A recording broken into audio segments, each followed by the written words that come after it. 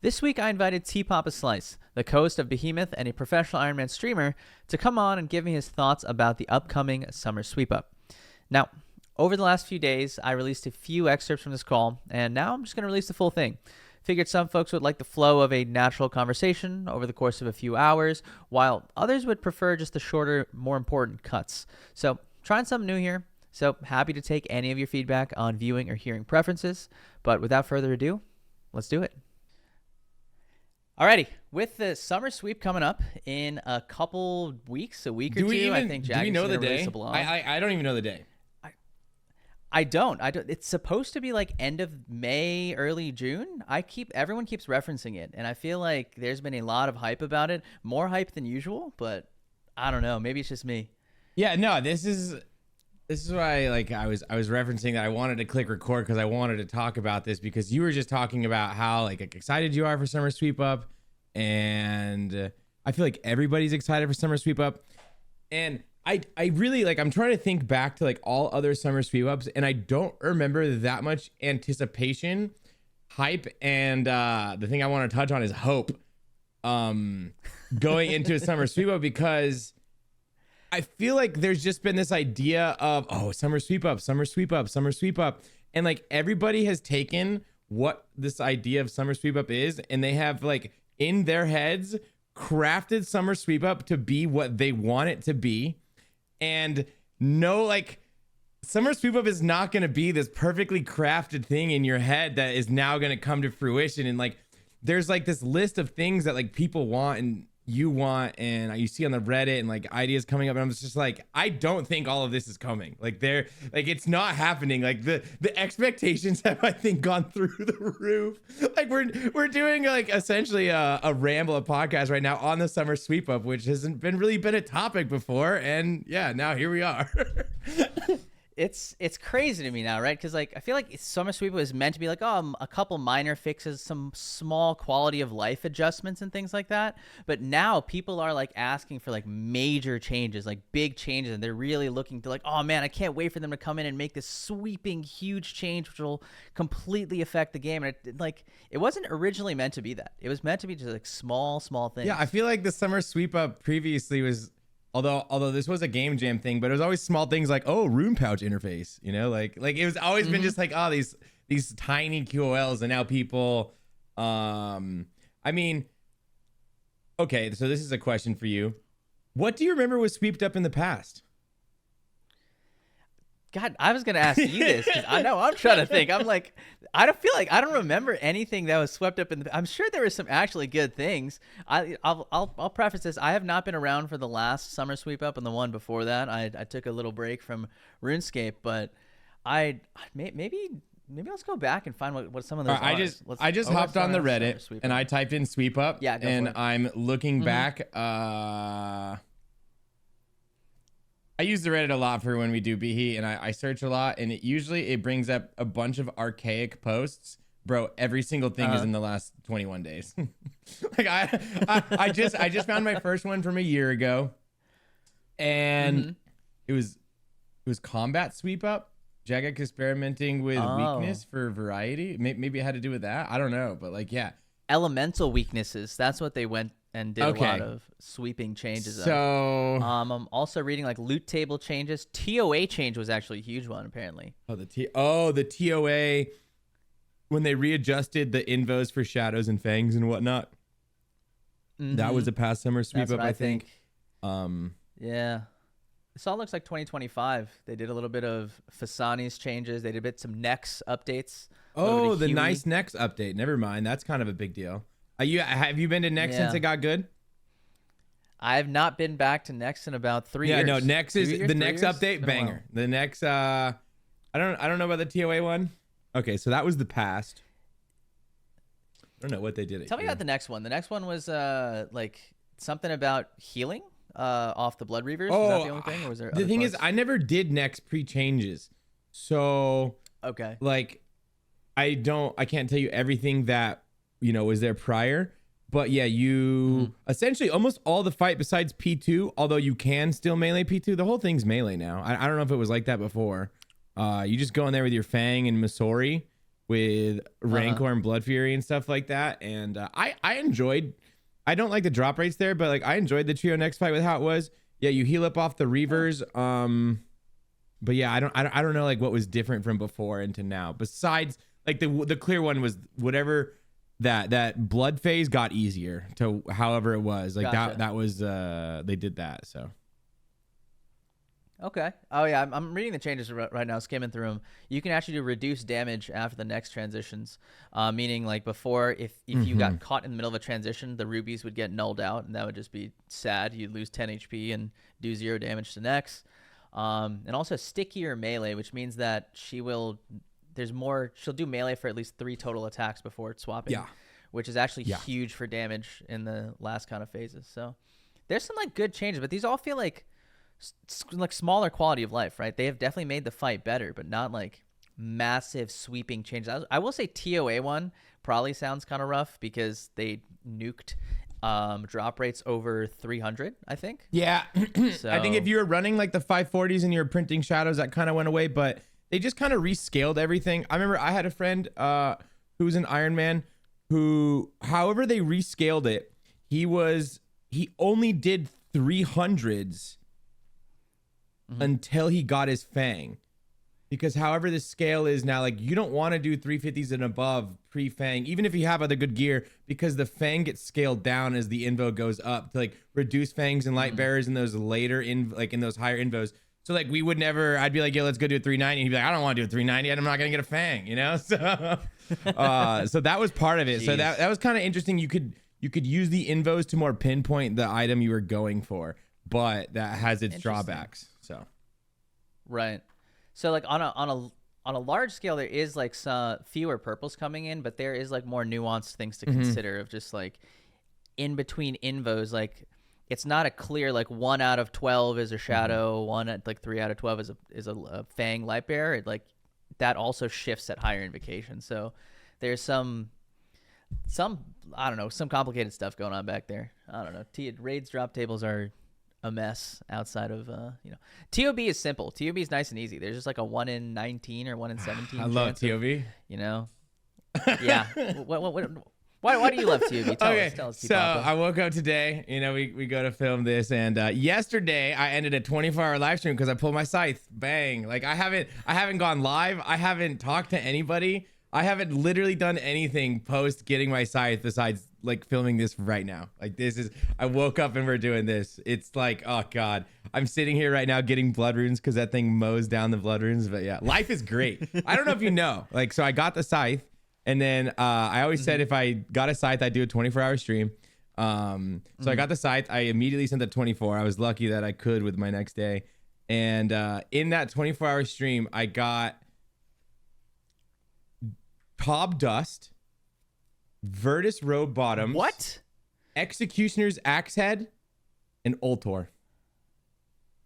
Holy Jesus, dude. Oh my God. Leagues. Like I'm on a high right now in this game that I can't even like put into words, lines bro. up Like in it this is game, it is like I'm on a crazy RuneScape high. Like not just Scythe. That is Scythe, Ultor, Axe Head, Virtus Road Bottoms, and Dust. I also got 2KC after my Scythe. I got another purple. It was dupe legs, but like, could you have mad? Like I had another purple in that mix. Like crazy, dude, crazy. Someone's watching over you, dude. That's a good feeling. It also makes me happy right now to see somebody, joyed about the game. I feel like there's 90% of the time as a RuneScape player, as a veteran RuneScape player, you're just in like depression mode. You're like, oh my God, I'm dry. I haven't gotten this. I'm grinding for this. But that small chunk of time where everything falls into place, you get the purples, you get the drops. Yeah. Whew. Like I don't want to just talk about how great my last 24 hours has been. We got to get back to Summer Sweeper, but the same thing. This is how my RNG goes, bro. I have been dry for months. Like I have not gotten anything for like literally my last collection log was, I don't know, like I don't even know. I just been dry forever, and then I just have the craziest 24 hours. And this is how it always happens. About a year ago, around this time, during the bingo that we did, the based boingo, you were in that, yeah, or no? I was not part of it. Yeah, you were. some preface. Yeah. I actually wanted to join that. I hadn't played RuneScape in about a year or something, and I was like, I want to play. I'm so excited. I tried logging in and I could not, and that unfortunately started my journey to playing RuneScape again. Is because I wanted to join that bingo, found out I was hacked, and now I'm rebuilding and still playing. So honestly, it's your fault for ruining my life again. Everything was good before that. You know, my wife loved me, my kids loved me, and I don't look at this. Look, I don't have any of those anymore. It's me alone. They're all gone. So sad. I'm so sorry. Anyways, what happened last year? No, so last year I had the same thing. I had a 24-hour period where I had Shadow, Nihil Horn, Voidwaker Gym. Like what? Like that? Like, and then I just feel like for so much of the year, I'm just always dry. I'm just like, I'm being punished for these random days I get. Like if I just keep playing the game every day, I have a random day that's incredible. Anyways, enough about me. We can start talking about our hope for what the summer sweep up provides. It's gonna be so funny to watch back after the summer sweep up comes out. Dude, right? Like I know you're pessimistic. I'm going to the complete opposite. I'm optimistic. The reason is, before we even get into a bunch of these summer sweep up topics we want to talk about, are like, I think a lot of people have pointed out, kind of rightfully so, a lot of the updates this year, there haven't been that many updates. Like there's been fewer game updates. Like League 6 was a huge thing, Demonic Packs. Today they released a brand new sailing quest, which I don't think was received very well. I haven't done it myself, but I've heard like negative sentiment on Reddit. What were the other big updates that happened in 2026? I can't think. To sailing a rework slightly.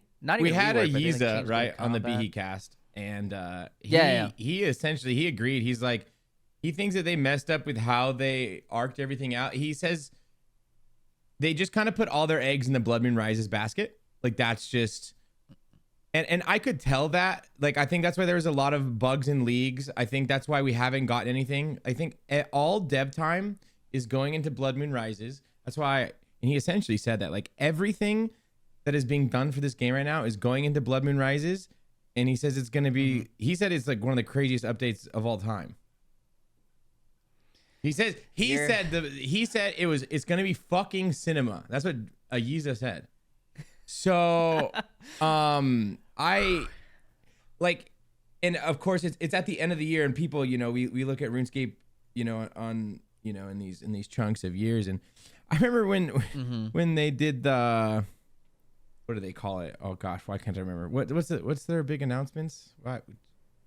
RuneFest? Not RuneFest, but what do they? The summits. When they did the last summit. I remember everyone was so hyped, and I was talking to Tasty about this and other people, and I was like, "Why are you guys excited? This map sucks." Like, I got into arguments many times. I'm like, this looks like we're not getting anything for months. It's limited time game modes the first half of the year, and that's if nothing on the back end gets delayed. Like this could easily be 9 months of nothing. You guys are getting tricked right now. But to their credit, I think the updates are good. With today's update, they're mad about the quest was holding their hand too much, which whatever. You click blue anyways. I'm not gonna get too caught up on that. Fair enough. I'm looking away from you and on my other screen because I just pulled up the roadmap on my screen and I'm seeing there's a couple. I'll send this link over to you if you want to take a look as well. Where's our chat? Oh man, we've been sending some stuff to each other. That can't be leaked. Anyways, the craziest thing here seems like there was Deadman Annihilation in end of January. There was leagues. There was a cow boss in between, and then like Summer Sweep Up and Blood Moon Rises. So what I'm looking at right now is like that first half of the year. You're right. There's like a content gap. There's like literally all it says is Deadman Annihilation, Cow Boss, League 6, Sailing updates, and then Deadman All Stars coming up in June, and then Summer Sweep Up, Blood Moon Rises, end of the summer. That's like, I don't know, man. Like you gotta keep people happy. You're first of all. Go ahead, I'm just saying. It says summer. Summer can be September. You know, it depends on how you like break the year down. Like if it's hot for. Yeah, so, like to me, September is still summer. At the end of September, we're getting out of summer, but it says Blood Moon Rises summer. That's potentially 9 months of nothing. Yeah, I don't know, man. That's kind of scary. I think people are rightfully a little antsy by saying like the most PVM you've put out is Cow Boss. You focused so much on getting demonic packs out, League 6 out. I want to do a whole like post leagues discussion as well. So maybe I'll hit you up then as well, because like I'm actually still playing. I'm still not done. I still haven't hit Dragon Rank yet. So gotta get there. But okay, I have some I have some feelings about it. So I'll bottle that in for now. We'll store for. I pulled up to talk about the summer sweep. I pulled up the 2025 roadmap. I found it interesting that the 2026 roadmap had summer sweep up on it. The 2025 one does as well. So really, yeah, it had their summer sweep up was there. I don't really remember it being that hyped. So oh look, it literally says elemental weakness expansion, better halberds, drop table adjustments, dedicated slayer QOL. Okay.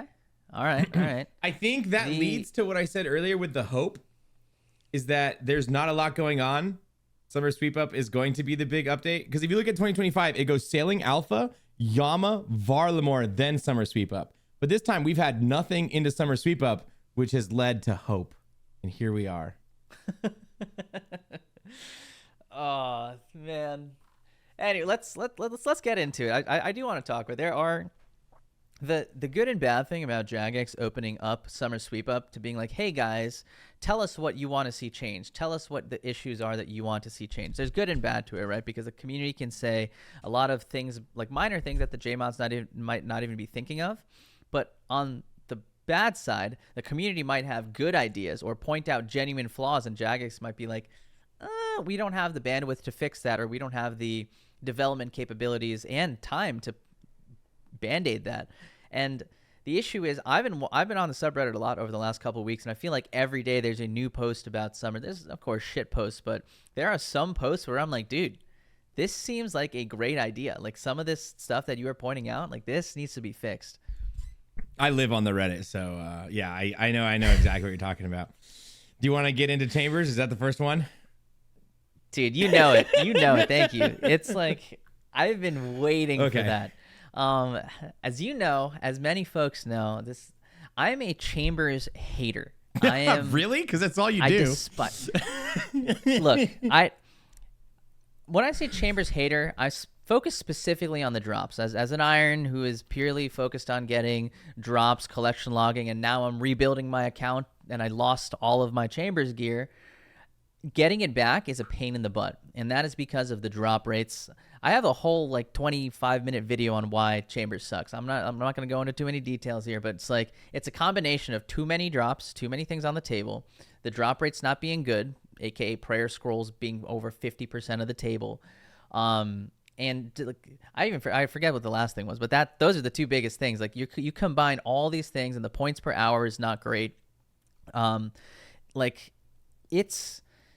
I want to look at it as a raid in terms of like completion time. And if Chambers is 12 items, other raids have much fewer, and drop rates are also not good. There's also, I guess the third bucket was that there's 3 mega rares on the Chambers drop table, but Tebow's the only one that counts. Kodai and Elder Maul are nowhere near as powerful as Tebow.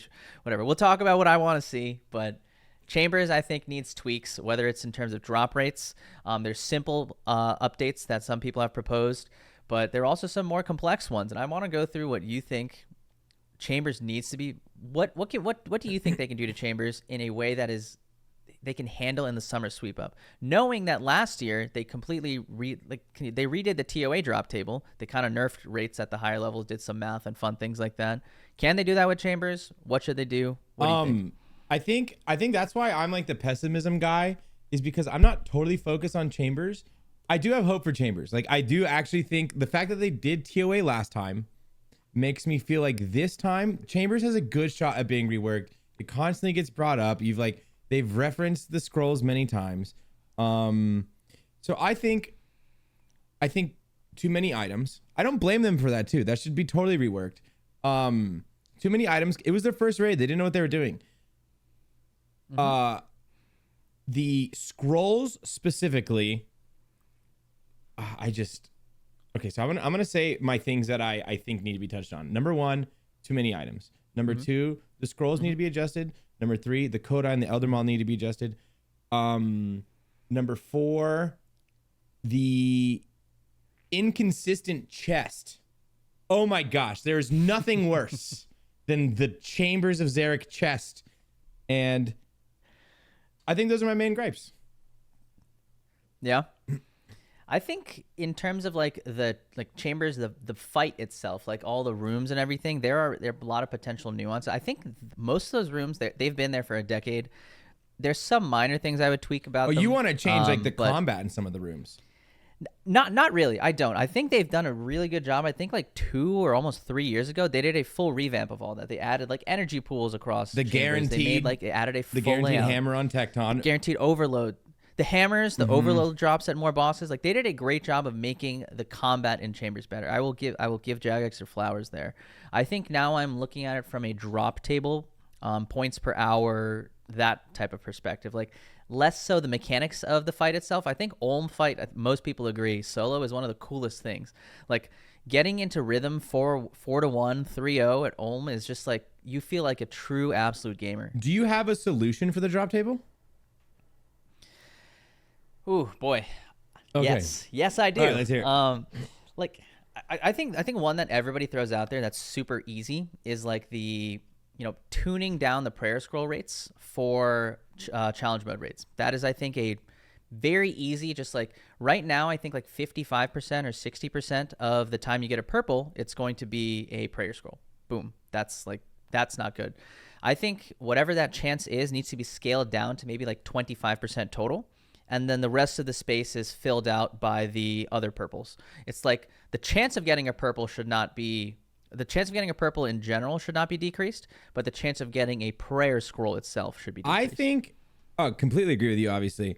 I would argue it needs to, for a CM, we're talking CM specifically, it needs to be drastic. I don't even know if 25% is enough, because who is doing a CM and either wants or needs one of those scrolls? I guess the Dex does have money, but like it's almost like a non-purple, like that's why I literally took a break from the game, and I took a 2 or 3 month break from chambers. I only started going back yesterday because I got the scythe, because my last 4 purples were scrolls. When I got that 4th scroll, Deadman came out the next day. I enjoyed Deadman mode. And then when Deadman mode was over, I realized it was time to go back to chambers, and I was so mad that my last 4 purples were arcanes. I literally, for the first time ever streaming for 4 years, I did not go live. I did not play RuneScape for 2 weeks. I was just mad at chambers. I was like, I want my T-bow, but like if I get another arcane, I'm gonna break down. I was not mentally prepared for another arcane. And I think like I'm on this sorry. I'm on this I love the foals. Have you done a foal yet?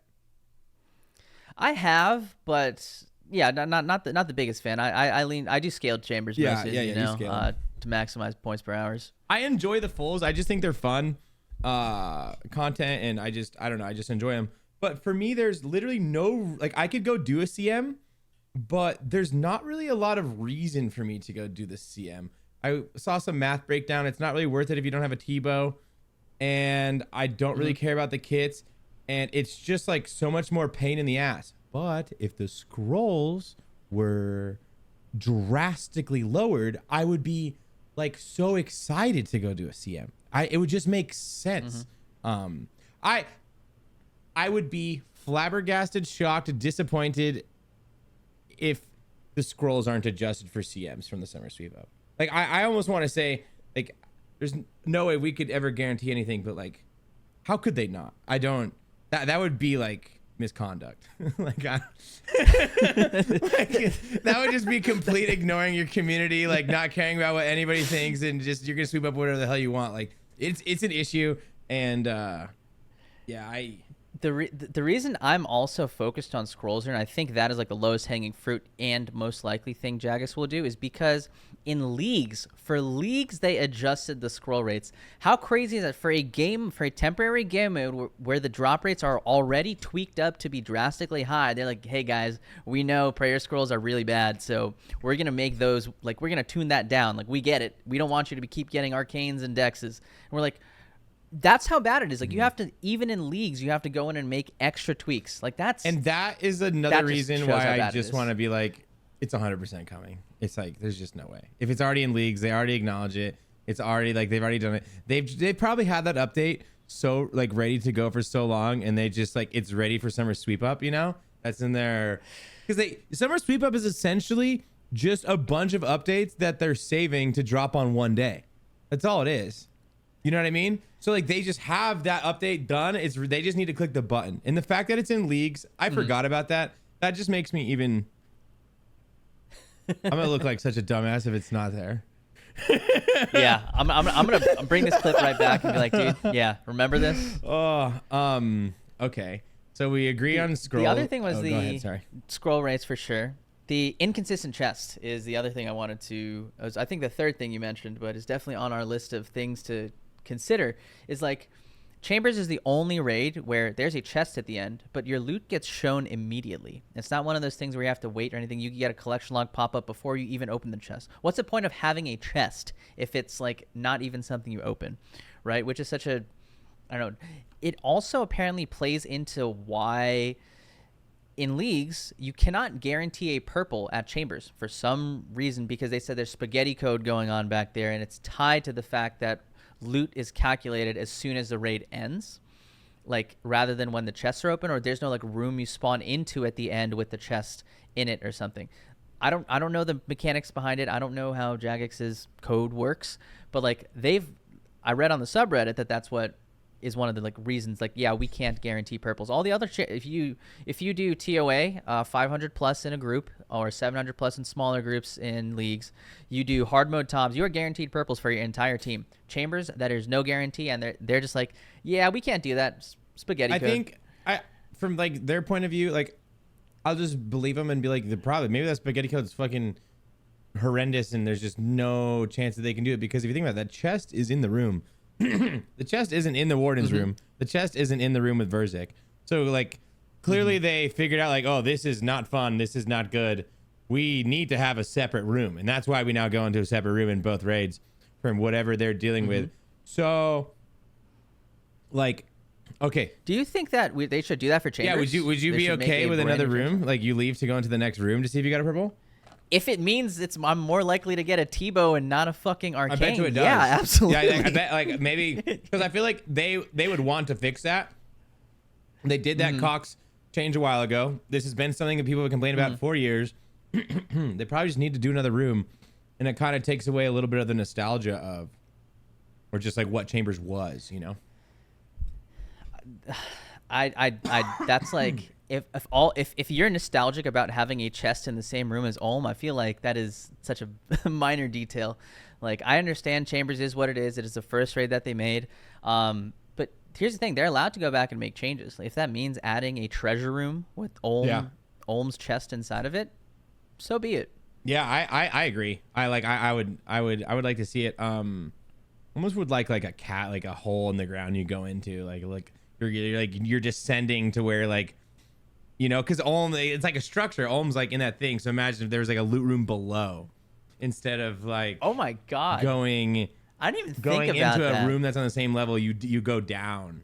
I think that'd be cool. Dude, and you go into Ulm's treasure room and there's like a bunch of those like Zarek like chests in corresponding to different people. Yeah. Dude, I think you're onto something. I like, and then multiple people can get purples. So yeah, you can see right in the main game as well. Like, yeah. In the main game, multiple people can get purples because like the loot thing is really interesting because it's just like you can get, once you get a lot of points as a team, there's like different caps amount. There's like a roll one. There's like it caps at like 65 or 66% chance of getting a purple in their first 850k points or something. Points you get past that go towards a second roll. Oh. So like it's very interesting. Like it's like the loot mechanics are probably plays into why it's so funkily coded, and they're like, okay, we can't play with these numbers, like this will mess everything up. Like I get it, like I feel for him, but at some point you got to go back and untangle it, right? Yeah. Right. I think so. So too many items on the table. This is I was thinking about this because I knew we were going to talk about Chambers today. Would you like, what if they just took the Dins off the table, made a new boss, and put the Dins there and the buckler? I was trying to think like what purples you could like. Why do those need to be there? They're just like, what if they were just gone? Not gone from the game, but like gone from, I don't know, put something new in. Because remember, Dragon Claws were gonna go to Tormented Demons. They were going to do it. There was pushback. They wanted the Dragon Claws to continue to come from there, the community. And Dragon Claws almost came from Tormented Demons. They were thinking, like, they like saw the vision of, what if we just started moving stuff off this table? We accidentally put 12. 12 was too many. Why did they not? I guess that's my question. Why did they not move it? I think because of too many people were saying, like, no, this is what makes it old school. But to their point, like, yeah, I wouldn't have started with claws. Like, I feel like if they were like, if they would have done that concept with the buckler or with the Dins, those are really the only two that I would actually feel comfortable moving. But that reduces it by a lot. We're now down from 12 to 10. That's a 20% reduction. Am I doing math right? It's a lot, right? So, 12 to 10. Yeah. My only concern here is that they have actually in the past moved items off Chambers' table. I don't know if you remember. I did not do Chambers back then, but I've heard about this. They used to be dragon knives on the table. I think they were like thrown axes. Oh, no dragon way. sword also used to be on the table. So like that used to be purples on the table. However, the way they took it off is not like, they did not make the rest of the purples more common to take that into account. They just straight up chopped that off the table. So before, there might have been 14 items, 15. I don't remember. I think it was 14 or 15. But like that purple chance may have been, let's just say 20%. After taking away those dragon knives, that dragon sword, you come back. The chance of getting a T-bow is still the same because that is independent from the rest of the things that are out there. So they have done it before, but they have not done it in a way that was, made getting purples, like they just kept it the same. Like they just took the items off. So in a time where you would have gotten the dragon sword, now you're just getting a white chest instead, which is arguably, I don't know, better, worse, your choice, but it's like they didn't make any changes to the rest of the drops. I'm looking at this drop table right now. I think in CMs, they should reduce like DHCB and buckler as well. Like go do your normal raids, right? Like I'm just something I should preface when I speak at all. I only look at this game from the point of the Iron Man. I do not care about mains. All right. Like I'm just thinking like I'm getting into Chambers. Give me a Dex, give me a DHCB. I'm going to now be better at Chambers, Right. And then now I can get into CMs. So I think like the buckler, the DHCB, the arcane, and the Dex, if those were a lot more common and then we reduce all four of those, it's like, okay, I've now got my base gear to go fuck up Ohm. Or, I've now got like a lot better gear to use in the raid. Now let's try to push myself, go do CMs to finish up the rest. And then ideally you don't have, at least, I don't know, why is the Dins on that table, bro? That Dins, I just look at it, I'm just like, dude, oh man, I really wanted it in leagues, but yeah, it's 12 items. That's crazy. 1, 2, 3. Right? I'm saying 12, right? And it is 12. It's 12. Yeah. It is 12. No, you're right. It's I didn't think about it this way, but you're correct. I think one of the cool things about raids are getting items inside of it to make your experience easier or better, or make you more capable of doing higher level versions of that. Of course, there's Shadow. The mega rares, of course, make it easier. That's like a given. But even things like, I'm thinking of TOA, you get a Fang, you get a Light Bearer, your ability to do TOA drastically increases. More specs. You get Fang is just amazing, almost too good. People have realized how amazing that weapon is within TOA. So like if Chambers had those sort of stepping stones, you get that DHCB, you get that buckler, and you're like, oh man, I just got more damage to do here. To keep doing Chambers. My only thing here is that's just for dragons though, right? That is that one head phase at all. It doesn't make the rest of the raid better. It really only improves that one part. However, that one part is where I always die. So like you're gonna be out of food. Like that's the part of the raid. Like when I'm dying, it's usually a head phase. So it'd be nice to have something nicer for that part. You know how in TOA, I think they have like specific like they buff the Fang and Shadow even more inside the TOA raid than outside it, something like that. I would love to see something like that for Chambers as well. With the DHCB, you do extra like damage to stuff while you're inside Zarek's domain. You know, the Chambers and of expand Zarek. it to Everything you know, has like screw a it, debuff. just make Vasa a Dragonbane. You know, like Just put a dragon head on it. How hard can it be? You know, I'm just trying to think. Make Tecton a dragon. Muta's a dragon that didn't have wings. You know, make it good at Muta. I think for the people that are listening that don't know the drop rates off the top of the head, because I didn't either. The Dex and the Arcane respectively are it's 1 out of 3.45 each of them. So that's actually insane. Like that's just like so. I've got the raw weightings here. So okay, yeah, that doesn't make sense. There's like, if you get a purple, 69 times, 20 of them are going to be an arcane, 20 of them are going to be a dex. So 40 out of 69 times, which is roughly, it's like 60% of the time you get a purple, it is going to be an arcane or a dex. And this is the same in both CMs and in regular chambers. That's like, so. Dude, I don't even. They should just like honestly not make those a purple. Make it like a different color light. I know there's plugins that do that, but like that is so bad. I can't believe this hasn't been touched. Now, like seeing the numbers like that, and then do you have that same number for the DHCB? I do. So DHCB is a weighting of 4, so 5 times rarer than the arcane. Oh my god. I'll throw this up on the screen right now, but I'll send you a link as well, T Papa, because I have actually pulled up the documentation that I used when I wrote my when I did the video for my Chambers rant. So yeah, I'll toss it in there. But you'll see that like the weighting for most things are between 2 to 4. So like the 3 mega rare items have a weighting of 2 out of 69. So Eldermaul, Kodai, and Tebow. And I think this is a good segue into the idea of a single mega rare coming from each raid. TOA has a Shadow. TOB has the Scythe. When everyone thinks Chambers, what do they think? They think the Tebow. Nobody's like, Kodai, I can't wait to get that Kodai mega rare from Chambers, because nobody. I always forget. I always forget slot. until someone reminds me that it's also mega rare. You know, my first 2 purples from Cox it was Kodai into Maul. Are you serious, dude? How crazy is that? I have like 1,500 or almost 2,000 Chambers, and I have never gotten a Kodai before. That's crazy. Yeah, I don't like this like just looking at this chart of the weighting, like it just needs it's like so messed up because of those. I'm actually okay with the Tebow at 2. Maybe make it 3. But the Maul and the Kodai need to be 6. Like the Maul has so much use. Like the way I see it is that Tebow is that mega rare. Sure, keep it. So let's put it into perspective of purples, right?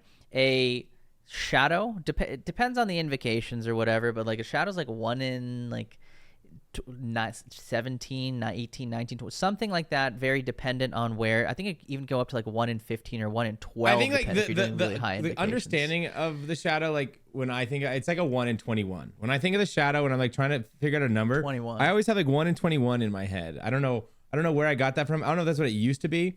But like when I'm thinking Shadow, it's 1 in 21. Scythe is 1 in 19, right? Okay. Right. Scythe is 1 in 19. Tebow is 2 out of 69 or 1 in 34.5.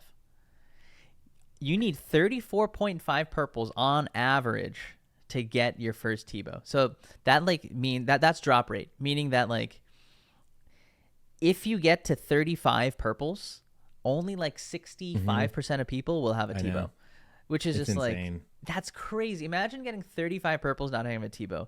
80-something% of people will get 70 purples and not have a Tebow. So like, how that's oh my god. And this gets into the fact like Chambers. When I think of Chambers, I think of a regular unscaled solo Chambers, not a full layout, is like 30k points. You are looking on average to do 1,000 solo Chambers to get your first Tebow on rate. on rate, not even like lucky, just on rate, like not even unlucky to get at that.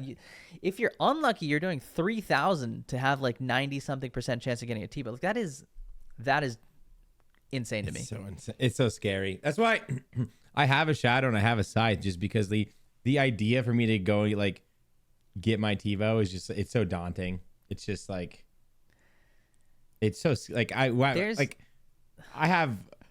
have a job. Not, I mean, it is a job, right? I do behemoth. It's a lot of work. All right. So like I have a job. I work all day long. I stream a lot, and I have a wife. I have family I hang out with. It's just like, that's a lot of time that I'm not doing all the other things I have to do in my life to go get a T-bow. But the thing is, the T-bow is so good, bro. I gotta go get it. You know, like it's to this day, it's worth over $1 billion a decade after it has come out, right? That speaks to how important it is as a weapon.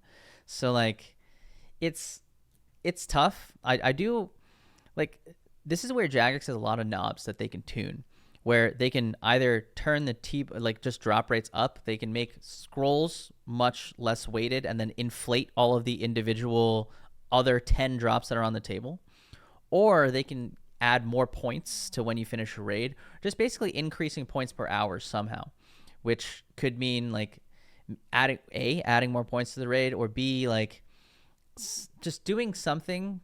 I guess let me take a step back, like doing something that reduces the time to completion. Like, and there are many knobs to tune there, which could be points, could be raids per hour, anything like that. There are billion different ways, scrolls being like the easiest. Just like tune that number down, tune the rest of them up to compensate. Okay, a little bit of devil's advocate, just like a different way to look at it.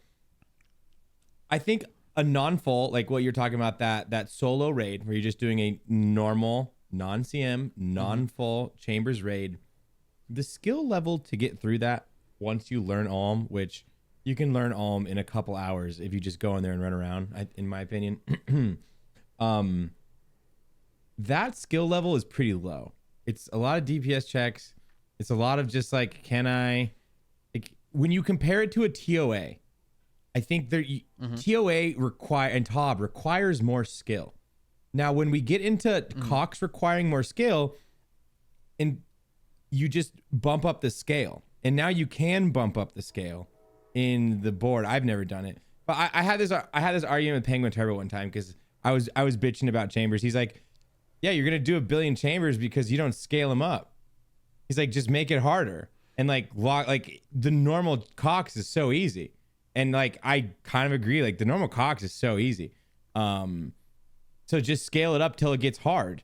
And then you realize like, oh, now it's hard. Now I like can barely get through this raid. Well, yeah, your purple raids are going to be better now. It's going to like, when you're barely getting through TOBs, your purple rates are better. Maybe you try to barely begin through Coxes and your purple rates are going to be better. That's a really good point. Not like people are like so locked in on invos, you know, like, oh, I scale up my invo, get my purple. But people don't talk about scaling the same way in Cox. Like scaling is the invo. I'm guilty of this. Like I don't scale them, but like I should. Like, yeah. And I'm reminded of this right now. I'm probably gonna go after this. Like when I'm done with all my work for today, I'm gonna go try like a 1+ something. I don't know, just because I had this conversation recently, and he's just like, just go scale it. You know. That's a really good point. I think you're right. You can do personal scaling of chambers to increase those drop rates, and I'm sure it also increases like your points per hour, which is like. That's the currency here, right? The points are what get you purples, and you want to maximize that number.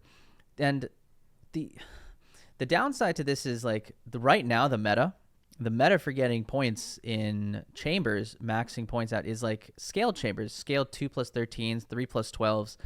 It like that maximizes. You can get points if you with like great gear at like 120 to 150k points per hour, crazy. Which is way better than like what it used to be. So it's like just the regular 2 to 3 unscaled regular solo chambers, I think gets you like 80 points an hour, maybe 90 if you're super duper efficient, you're doing 20-minute raids. This is assuming you're like have decent gear. So like there's a lot of hand waving to do there, right?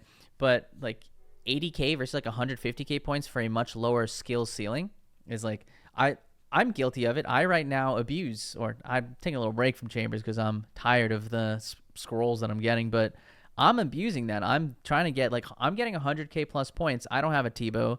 I don't have like great, amazing gear as I'm rebuilding, but like even then I'm getting like maybe over 100k points an hour with like minimal brain input required. So I totally agree with you that the scaling at chambers to push your limits is a good thing. I'm glad that there is an ability to sort of add quote unquote invos. And this for chambers, it's just like adding health, right? Adding more ohm phases and stuff. Does it do anything besides health and ohm phases?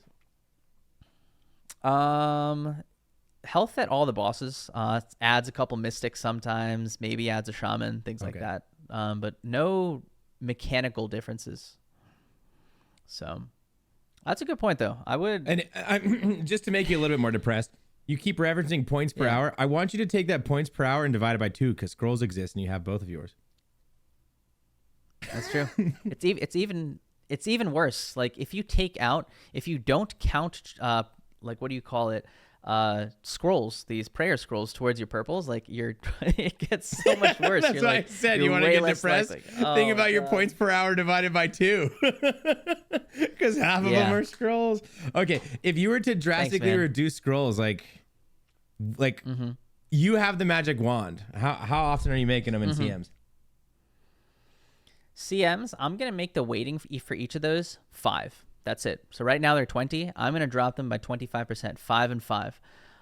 So that gives us 59 points to distribute among the rest of the 10 items that are on there. I might keep the Tebow I might bump that up to a 3. I like that. Just because I want the Tebow to be like, the Tebow is it. That is the iconic thing that everyone's going for. I'm going to tune Kodai and Maul up. That's going to probably be, I'm going to aim for maybe like 5-ish. I haven't done the math. I'm just going off the top of my head. I don't know if this will add up correctly. But I want Maul and Kodai to be around 5-ish. I want the ancestral pieces to be all the same, but I want all of those to be like 6 or 7. I want that to be like a pretty common type thing. DHCB, Buckler, Bulwark, Claws. Those are the other 4 items that I'm seeing on here. I kind of want to push those up to be like, make those the more like the scrolls of CMs. Like those are the most common type things. I don't know how hard you have to push those up, but like, let's just say each of those kind of double. It's like DHCB's 8, Buckler's 8, Bulwark is 6, Claws are 6.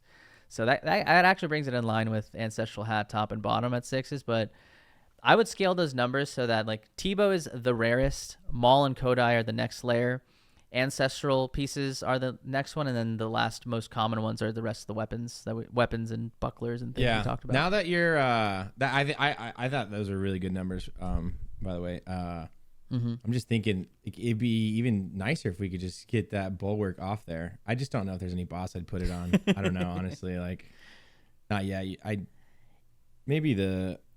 Because they took the Dragon Knives and the Throwing Axes, they put them on Hydra. I could see Hydra kind of thematically could have the Bulwark in some weird way.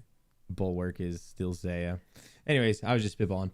No, these are all options. We're doing our own summer sweep. Yeah, up here. own summer sweep up. Then I'm taking the Bulwark off. I'm putting it on Hydra, or I'm putting it on Zalcano. I don't know. I'm looking at all the bosses. Zalcano. Oh my god. Look at my Bulwark. It's just like, who's using a Bulwark, bro? I've never seen anyone use that besides like. I don't want it on that table because it doesn't do anything for me, you know? Bulwark is one of those. I do you think something I don't give think the Jax Bulwark will to do this almost ever. GG's. I don't want anything from GG's. The GG's drop table sucks. You have the Tourmaline core, who cares? You have the granite gloves, who cares? You have the granite ring, who cares? You have the granite hammer, who cares? You have the jar of stone, who cares? And you have granite dust, who cares? And you have the pet. Put the Bulwark on GG's. The only sad part here is that thematically, it is literally called Din's Bulwark. Yeah, it doesn't. That's from Current. You can't randomly throw that into Mauritania and be like, that comes from there now. Yeah, that doesn't really work. Thematically speaking, that might throw a wrench into thematically things. not very good. No. I would kind of argue that I would love to see Ancestral taken off. Dude, I was thinking about this because I knew we were going to talk about this. It's just like, I feel like they did take it off. It's called Virtus. And it's like really not as good. And this is somebody who 410 days played on my Iron Man. I'm running around with an Aram's hood and an Aram's top because the game will not give me Ancestral and the game will not give me Virtus, dude. You know, I use an Aram's hood. I want you to know, I like every time I put that on, I just get so sad on the inside. I probably got that item a month into playing this account, like 4 years ago, and it's still my best in slot. I take it into every chambers. I just put on my Aram's hood, and I'm just like, dude, this is so embarrassing. I have a scythe, I have a shadow, and I have an Aram's hood.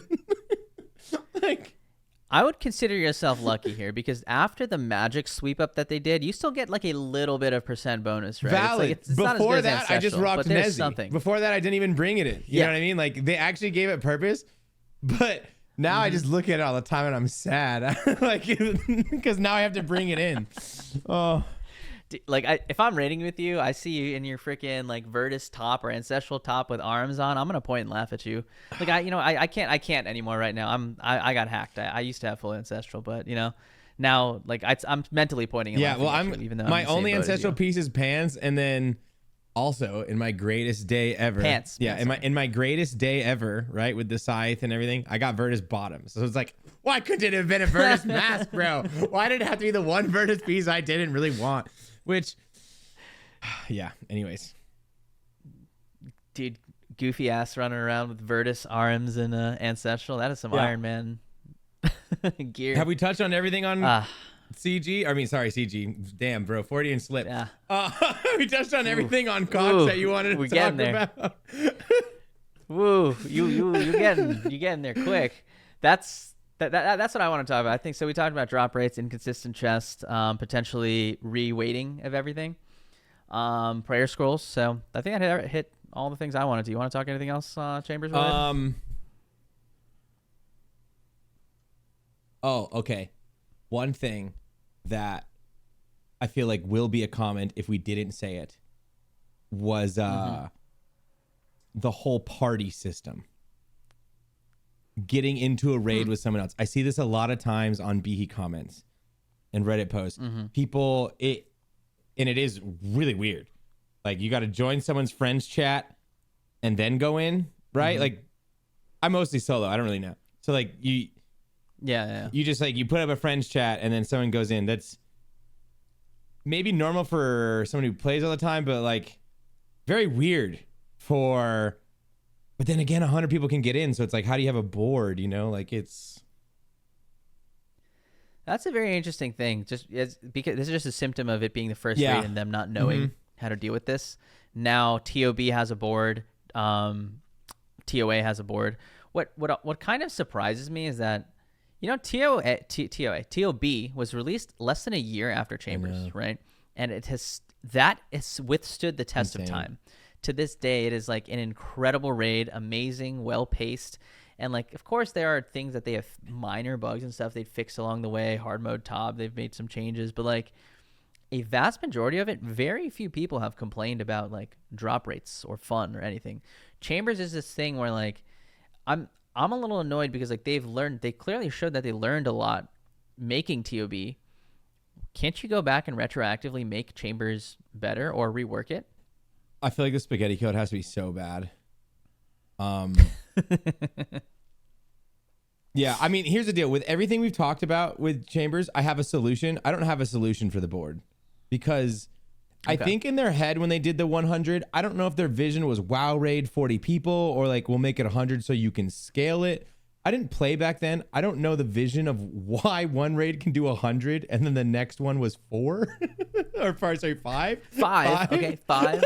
like, I think they did the 100 and they were like, "Uh-oh, that was a bad idea." And then they're scared and they're like, "Okay, really sorry about the 100 into the 5. We can do 8 now. Okay, we got you guys with 8." And I don't have a solution, so I don't know. It's not very obvious, and a lot of the raids I do, I try to take learners and like other if I do Chambers, a lot of time if I'm doing chambers with other people, it's a lot of time it's like my IRL friends who don't really play that much, and well, one of them in particular. And it's just like getting him in the raid. I'm like, yeah, bro, like this is hella confusing. I know. Like, I don't know why it's like this. You gotta like join my friend's chat and then run in, which now I'm saying it out loud. It does sound simple, but in practice, it is confusing. All right. It is not intuitive. You know, while the other ones are very intuitive. I like the idea of this large scaling raids. That sounds fun. There's some chaos to it. Like people do it to celebrate stuff, but it's not like a consistent thing. I know we do raids used to do like mass like 100-man CMs or 100-man like chambers to get like max purple rolls or something like that. They used to do that. I don't know if they still do, but like the vast majority of people are not doing that, right? They're just like going in doing solo chambers. They're doing some scaled chambers, some smaller team chambers. I do like the flexibility in team size. That is really, really cool. But I don't know if it's at the cost of spaghetti code. Hey man, if they said, guys, we will fix the spaghetti code if we can limit the number of people in a chambers raid to like 6 or 7. I would be like, yeah, sure. I would say no. It. I would say no. Yeah. Really? It's just there's a lot of things in RuneScape to me that are just like so RuneScapey, and like when we go back and we sweep up, I don't want to get rid of the things that make RuneScape, and just like the jankiness of 100-man Cox needs to stay, in my opinion. Just like whatever the hell that is, like it needs to stay. Like because like you said, it's the celebration, you know? Like so like if we do something fun, it's like fuck it, let's go. Everyone can come on this Cox, bro. It's gonna be a disaster. There's gonna be like no points at the end. Everyone's gonna be burning. It's like you're not going in with the intention of getting a purple, or you shouldn't. But it's like this thing where it's like, I'm max. Let's go 50 people in the Cox right now, you know? And if we get rid of that, dude, it's gonna turn into I'm max. Let's all do a temper Ross. Like I don't even know what we're gonna go do. You know, like there needs to be something, right? Like I don't know. There's you bring up a there's good a little point. bit of charm. You know, it's really weird, but I need a little charm from RuneScape. Honestly, you know what? Let's keep it. Let's keep it at 100 people, but let's make it into a board. I don't think reworking this would be possible now. That would be pure spaghetti code. But if they made like a chamber, I'm okay with the board.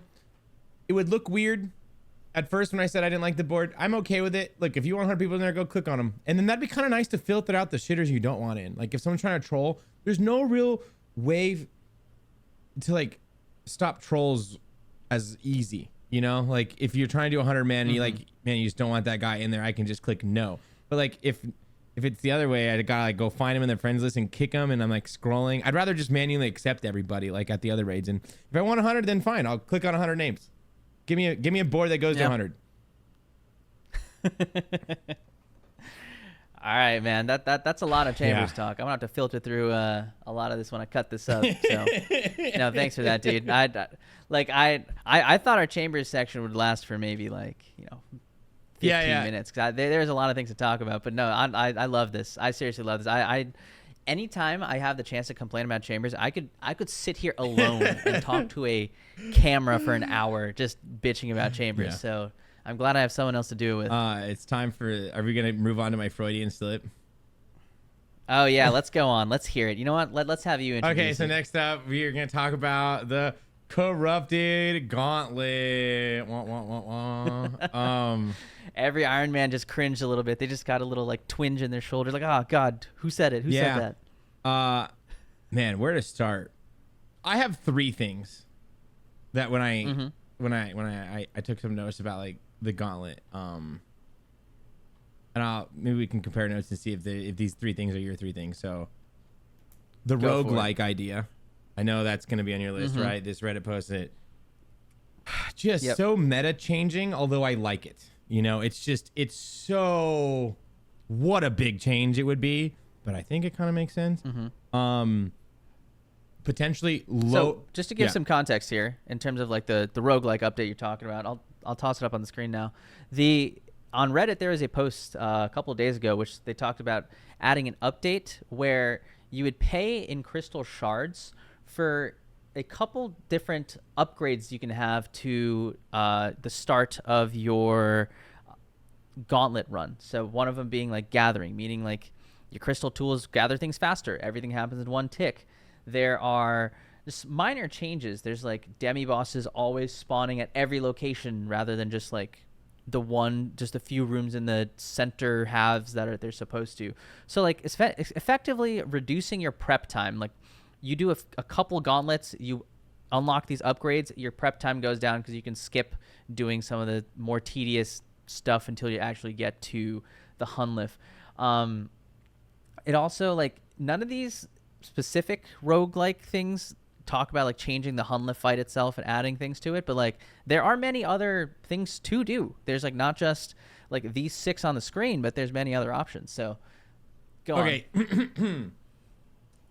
So do you want to just dive? I was gonna say, okay, so I had the 3 things. There's roguelike, there's the idea of lowering the rate, and then Bodhi had this other idea that he talked about on stream. Go on. He thinks he tossed out a number, but like imagine you could swap in, he said 5. I don't think the number should be 5, but like 5 armor seeds gets you an untradeable Bofa. So like it just kind of solves, I don't think 5 is the number, but like an X amount of armor seeds, you get an untradeable Bofa. So you can just go use it, and that's more geared towards Iron Man. And I just think the reason we're even talking about chambers, right? I mean, not chambers. I'm gonna say that so many times. The reason we're talking about Gauntlet right now is when it used to be, no one used to go here, right? It was like, when it was the Blade, no one cared. It was like not worth your time. They kind of, I think, wanted to like get people in there, and they added the Bofa. I don't think they realized. I remember when I voted in, I didn't realize the meta shift in the game of old school RuneScape. It was going to be to add the Bofa to the game. I don't know if you can see it on my camera. I have it lit up on my wall. Like this, I didn't imagine I was voting in a light thing I was gonna put on my wall. This thing is so important, and it's locked behind a massive thing, and it's just like so many people have gone dry there, and like there'd just be, we could just talk about just like the social impact of the Bofa and how people look at Gauntlet forever, I feel like. But it's just I don't think people realized what this was when it came into the game, and I think it is okay to go back and look at it again. We looked at CG once, we added the Bofa. Can we look at it again and be like, okay, that was kind of a big deal we didn't realize we were doing. The Bofa, like prior to the Bofa, I think there was not much space. There was nothing covering that giant gap between the old blowpipe, which is super, super strong, and the T-bow. So in terms of range weapons, those are like your 2 biggest upgrades as an iron. You'd go from like a rune crossbow, magic shortbow to a OP blowpipe. The Zulrah grind was something everybody needed to do, and then the big ticket item was T-bow. But like since the T-bow, we talked about how crazy a rate that is. Like an end game iron's life was just using blowpipe for most of their time. Now they've nerfed blowpipe, so it is a little less strong than it used to be. At this, Bofa now fit that gap in like really well in terms of just range progression. Bofa does a really good job of filling in that void. However, because it has no requirements to get, has made it in Iron Man's range journey is like just go camp Bofa, because you don't need to grind any gear to go get it. You just need to do the quests. You go in naked. Everything is inside the chamber. You build everything yourself. And it also spits out a ton of great alchables and items and things like that. There's no reason not to do that. It's such a easy path to like, you just unlocked end game level DPS by going for this one item. That part is kind of challenging because, as you said, it's so meta defining from a range perspective. Couple things here. The part that's rough are those people who go dry here. They're like, I'm going to take a quick detour to CG and get that meta defining weapon and then start my iron career. And it's like, well, now you just did 1,200 over the course of 6 months and you still are no closer to getting it. That is a terrible feeling. For how strong it is, for how good it is, there's no reason why the Corrupted Gauntlet should take you that long to quote unquote complete or get this item, like if you go that unlucky. Yeah, I mean, I had a friend who he got his Iron Man to the Gauntlet. He did like 700, and he's like, I'm done playing this game, and he quit for many months. So he came back, did another 300, and got it. But like, it's just, if you're an Iron Man, you gotta go get it. And like you said, if you do 400, that's only a 65% chance of you seeing it. You go do it, you do 800. I don't know what that number gets to. I think it's like 80, 85%. Yeah, but so there's still 15 people out of 100 that have not gotten it. 800 in. That is, I believe, 800, I think, is 240 hours. I think. I'm not sure. Maybe a little less, because let's do some envelope math here. 800. Let's just say like 10 minutes a run, including like breaks and stuff in between. We'll keep it at 10. So 6 runs an hour. 800 I might be doing divided tier by 3 6 is like, numbers then, because I tier 3 preps. Gotcha. I've done. Nah, I've done like 1,000 tier 3 preps. Jesus Christ, man. Hardcore life. Too hardcore, yeah, unfortunately. Yeah. Well, if you're doing 10-minute raids or 10-minute corrupted gauntlets, you're looking at like under 100, like around 140 hours. We'll leave it at that, like around there, which is still a crazy number, because I had a CG rant video as well. In there, I found that the Eye of Iac, that is on the order of like tens of hours to get. And I consider those two sort of parallels in their own space as weapons. So like the Bofa should also be there. There's no reason why, and somebody who is giga dry should be going 200 hours for a weapon that is not even the mega rare. Like, it should be capped at like maybe 100 hours, if not like, honestly, like 50 to 70 hours. Like that. Okay. That should be. So then let me answer the question.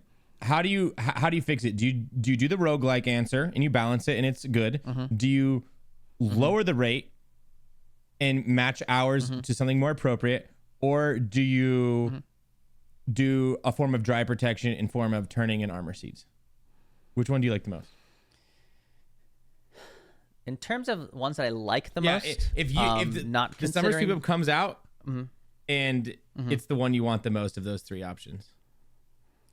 I want the roguelike one. I think there's a lot of room for creativity in there in terms of things that Jagex can add to it. They can add like the potion right now just is prayer and stamina. I would love to have that become like a super combat, super ranging, super magic potion. That is a roguelike update. That'll be like, after you give me 100 crystal shards, this will now become a super overload type situation. There are a lot of things that Jagex can do to make that more fun, reduce prep, and also make Hunlif a little, I guess, easier in that case, or faster. That's the coolest one to me. However, I think that would take the most development time to make this interface, add those extra couple things. And I'm not going to say it's hard, but it will take extra time compared to simply tuning a number that is like, instead of 1 in 400, it's now 1 in 200. Yeah, because at this point, you're tuning every number that would be the roguelike upgrade. You know what I mean? So exactly. It's like, now we're tuning so much. It's like, there's a lot of room. They'd have to think about like, oh, how much would this affect people's drops and things like that? What if you ran all of these? You got all, like, there's a lot to think about. But in terms of like pure game wise, like, I think that would just be super cool, like a interesting part of the game. Like, maybe you can unlock, there's like a panel of 15 different options you can do, but then you're only allowed to unlock like 6 at a time per CG. Oh, right. It's like, okay, I didn't even think about that. Like, you can. So you buy them with your shards, but you can only use so many of them. So it's kind of like invocations here. Like, you get to set. Obviously, there's going to be some like optimal pairing that someone's going to find out at some point. But like, if you balance things correctly, I think you can have like, yes, this will be a longer one, but an easier fight. But there's another one which it's shorter, but it'll be more challenging. So you have to be really good to get the faster times. So it's like, some skill expression comes out here. Like, there's a lot of room to like wiggle, and you can have people who are not good at it use certain modifiers. People who are really good at it use different modifiers to increase their rates or completion rates. I mean, I agree with you. The roguelike one is the cool one. I like it more from the point of it. It's like you're gonna slowly get good at it too. You're gonna slowly, like, it's gonna be this gradual, like, I'm in CG. Well, you start your CG grind. In the beginning, it is what CG is right now. Like, you're going to be doing that until you slowly chip away at it and make it easier. And it is kind of, in a weird way, it is dry protection, because as you do more, it will get easier. And then, not dry protection, but it will slowly make your, the hour grinds less. Not a dry protection, like less but a dry protection, but more like it makes it faster for you. Like your drop rate gets better over time. You get more completions per hour, means you're more likely, more chances to roll the chest, right? And it's like, go ahead. Yeah. I'm saying that like I really like the incremental thing that you're talking about, because you're not going for like, yeah, of course I am going for the BOFA, but like, oh, I can't wait to get that small upgrade in like 10 to 15 more CGs. Like I'm almost there. Cool, I got an upgrade. Now let's get the next one in 10 more. So it's like you're chipping away, working towards something bigger. The BOFA is like, you do 400, you are no closer to where you were than like on your first KC. And that hurts like so bad. I like when I was like, I got my first one on my first hardcore like in the 600s, but I remember when I first got into the 600s, and you just sit there and you're like, man, I'm not any closer than I was at 1. And it's just like, it's so painful. And then when someone's 800 in, at least I know like, oh, you're 800 dry. I'm sorry, that sucks. But I'm gonna know that your CGs aren't that bad. Like you probably got like, it's not as painful as it was. Now, I think when we just talk about CG, it's just like, of all the times in RuneScape where people don't want to do change because of those that were punished in the past, I'm really against that idea, but I understand it more with CG, because those guys that went 1600 dry, I had a mod in my stream who was 1600. I think he got his BOFA at 1642. And it's just like, dude, what that guy went through, just like mentally, I don't even.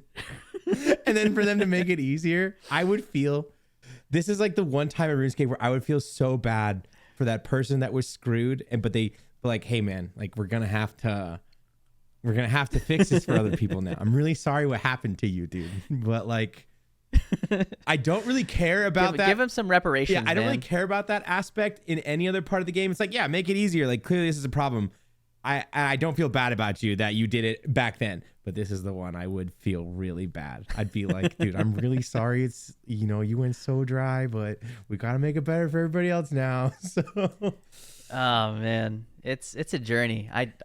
Anybody who gets like 1,000, I'm just in awe of the fact that they were mentally able to handle being there for that long. Like that's just crazy to me. Like you went through an entire like, what 1,000 CGs is like months and months of grinding, right? So it's just like not even the thing is, this entire time we've just now talked about CG, we haven't even once said blade.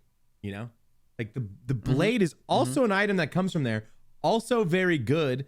And I think it would be nice for a lot of people to have. Like I think it's a good stepping stone. I guess we do have the Nox Tally out there, which has been like this other entity that you can now go get, but I like the blade more. Melee weapons are very like densely populated space, because I think like blade is slightly better than whip, but like I like the meta was at some point to do TOB with the blade if you got it, but like that was like a while ago, blade, right? if you're in full bis, blade still beats Halley. Yeah, really? Yeah. Because of that's only like I like, obviously if you're using a blade, you are an Iron Man, so most likely you might not have full bis, but like the idea of you have all of those strength bonuses compounding over time, 4 ticks rather than 5 ticks, the blade still beats the Nox Halley, depending on how much strength bonus you have. I don't know what the number is, but there is a number that if you hit, the blade is better.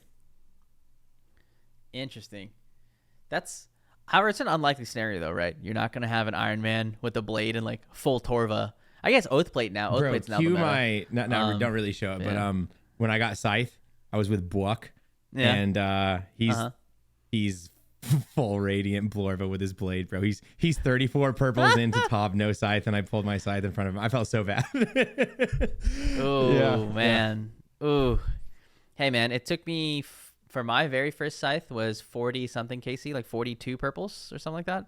So that's pain. It was, I went very dry for it. It was a good time. I will say though, like, I complain about a lot of things in this game. My TOB grind and going dry at Scythe is not something I'm complaining about. Yes, it's like oh man, it sucks, but TOB itself was such a fun grind. the hard mode tobs I did, the regular tobs I did, just every bit of it was super enjoyable, even though I went over 2x rate. And that speaks to like how good a rate it was. And that's what content should be. It should not, if you go 2x dry on a BOFA, you are like staring out the window off the 19th floor. You're like, hey, maybe, you know, that pavement looks kind of nice, right? But like with a Scythe, you're like, okay, cool. I'm gonna go back in with my friends and go back and kill this Verzik another 100 times until I can get. I was talking about it. If you're to go dry on anything in the game, like 4x, 5x, 2x, 3x, Scythe's the place to go. Like that's the most of all the places to go dry. I think the Scythe is the best thing to go dry on, just because of how fun the raid is. Although the Scythe, now that I'm swinging it, bro, that thing's fucking insane. Dude, it's so good. It's like it's mind-boggling, like how good it's so hard to like when you're watching someone use a Scythe, it doesn't look that good because the number is split up over multiple hit splats, so you don't really see how big it's hitting unless you're like sitting there and you're counting. Like no one's doing that. But once you start swinging the Scythe, you're like, I just deleted that thing. Like what just happened? Like it doesn't really hit how good the Scythe is until you're using it. Awesome weapon. Anyways, I don't. All right. Was there anything else on CG you want to touch on? I think we talked about like the good, what the nice thing we'd want to do was, or the coolest update we want to see. I think the easiest thing is to do a simple, 1 in 400 to 1 in 300. But that's the easiest thing. I don't think they would do that though. I personally think no changes are happening to CG in this. I also agree. Nothing's going to change. I do think 1 in 400 to 1 in 300. Makes sense only because of the fact that there are 2 items and it is so meta changing that the 1 in 300 just does make sense. Or I haven't really thought about it. I think 300 is good, but I don't know. I don't think we're gonna see any changes. Maybe next summer sweep up we'll be talking about the Gauntlet again.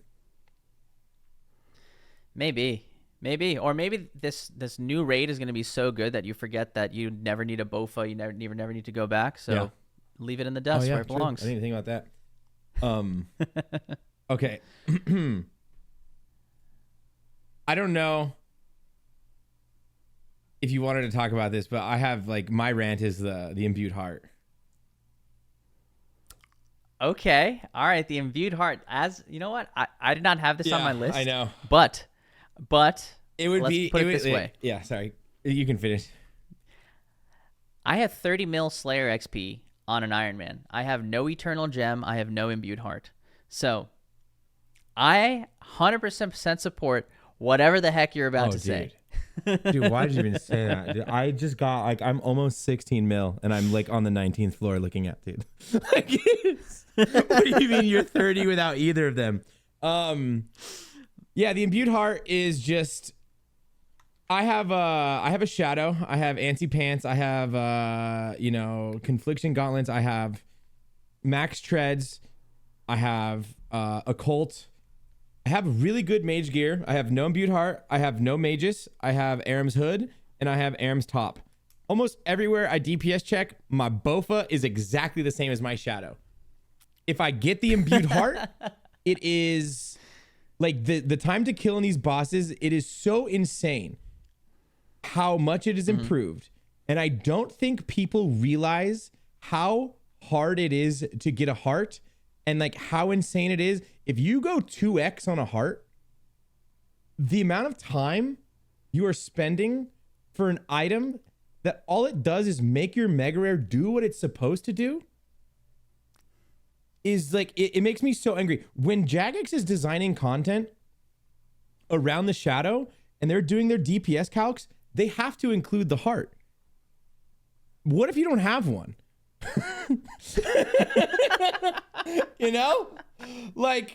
And this only became a problem because it got saturated. The heart was always annoying, but when they saturated it, they beefed that thing up, and then they put the Shadow in the game. I don't know which one came first. They're both in there now, so it doesn't matter. It is just all I do. My life is wake up, work on Behe, go live, and stream 2 to 3 hours of Slayer. I am 99. It is. Why am I doing this every day just for this one item? And here's my main complaint. Okay, I have talked about how angry I am with the heart. My main issue with the heart is when I played my Iron Man, I did not get my claw from Hydra. Doesn't matter now, I have a scythe. I did not get my claw from Hydra, and it I guess my point is all of my Slayer to 99 was bossing because I was searching for the items the bosses dropped. I went dry for my Prims. I went dry for my claw. I went also just the fun factor. Every single time I wanted to go do Slayer, I was going to go do the boss. The boss is fun, you know? Like, I don't want to... I'm playing a video game. I don't just want to go and do Slayer. I'm looking for opportunities to go have fun. And I got to 99 almost all bossing. And the fact that I did all of 99 Slayer with no real chance at the heart. Yeah. My solution is, I think, first of all, it should be made more common from superiors. I don't know what that number should be, but it should be balanced around the fact that I think, I don't know this number either, but I think the heart should be added to every Slayer boss table. Maybe it's a 1 in 5,000, maybe it's a 1 in 15,000, maybe it's a 1 in 10,000. But just so that when I was doing Slayer on my way to 99, I just had a chance. It feels so bad that I did all of this Slayer to get all these other items, some of which I didn't even get. I'm now 99, and I didn't really feel like I had a chance at the heart till post 99. And every day I'm doing post 99 Slayer. And it's just to make my Shadow, a mega rare, have more DPS than my Bova. That's all I want. This is very interesting to me that you say this, because the reason why I have 30 mil Slayer XP is the majority of my XP is coming from bossing, exactly as you said. So, like, in terms of superiors I've gotten, it's also kind of hard to calculate because the number doesn't tell you exactly how many superiors of each different kind, and each different superior has different drop rates and all that jazz. But, like, for someone to get that far, even just a pure XP wise, you getting to 99, me getting like double to 99 and not having it, is just like, that I think is not a great sign of that item. Because the flip side, a regular ranging potion for, you know, range is literally just a simple potion that you could get. Right? 72 Herblore, right? I think is the ranging potion. You might have hit that on the head. Yeah, it's like that's crazy. Like, that's so low compared to such a low requirement compared to Imbued Heart. I do want to go back to devil's advocating here, though. Is in the last couple years, they've released more magic boosting items. So before, there was only a magic potion, which is +4, and Imbued Heart gets you to +10, I think is what it gets you to. They've now released the Ancient Brew and the Forgotten Brew, which is a boost on top of that, which is the Ancient Brew that is on steroids. So that actually boosts you out of +10 as well, just like it does for just like the Imbued Heart does. Saturated Heart actually goes to +13. You're okay. I just learned that Imbued Heart is 1 to 10. Saturated Heart is 4 to 13. So, like, the Forgotten Brew doesn't quite get you to what a Saturated Heart does, but it gets you almost there. You lose maybe like a max hit, maybe 2, depending on what gear you have. So, like, they have closed that gap, but I still do 100% agree with you that the heart itself should not be in the place that it is. I would understand, like, the Forgotten Brew argument always gets brought up. My point is, like, the Forgotten Brew and the difficulty to get one compared to the ranging pot is night and day, right? And you can't even divine it. If you could divine it, I would understand it more, right? But you can't even divine it. So why am I going to go get a potion that is so much harder to make, like, and I can't divine it? And it's still not even the real thing. Yeah, it's just a band-aid, right? I remember when I was mapping out my DPS when I got my Shadow. At the time, I had Tormented Bracelet, but and I didn't have Confliction Gauntlets. If I were to go get Magus, Confliction Gauntlets, Ancestral Hat, and Ansi Top, it was all 4 of those items equated to the same DPS as just getting the heart. It was 4 best in slot items. Oh my god. Oh no! At that point, I think it was also at that time I didn't have max treads either. I think it was like 5 upgrades was the same as getting the heart. That's crazy. Like I know there's a lot of math into how the RuneScape stuff works, but it kind of shows you how important the level boosts are in addition to the gears. Of course, there's like percent damage and stuff, but like just pure raw level increase, stat increase, like significantly boosts your DPS. I don't know how I feel about the Imbued Heart getting put on every single Slayer drop table.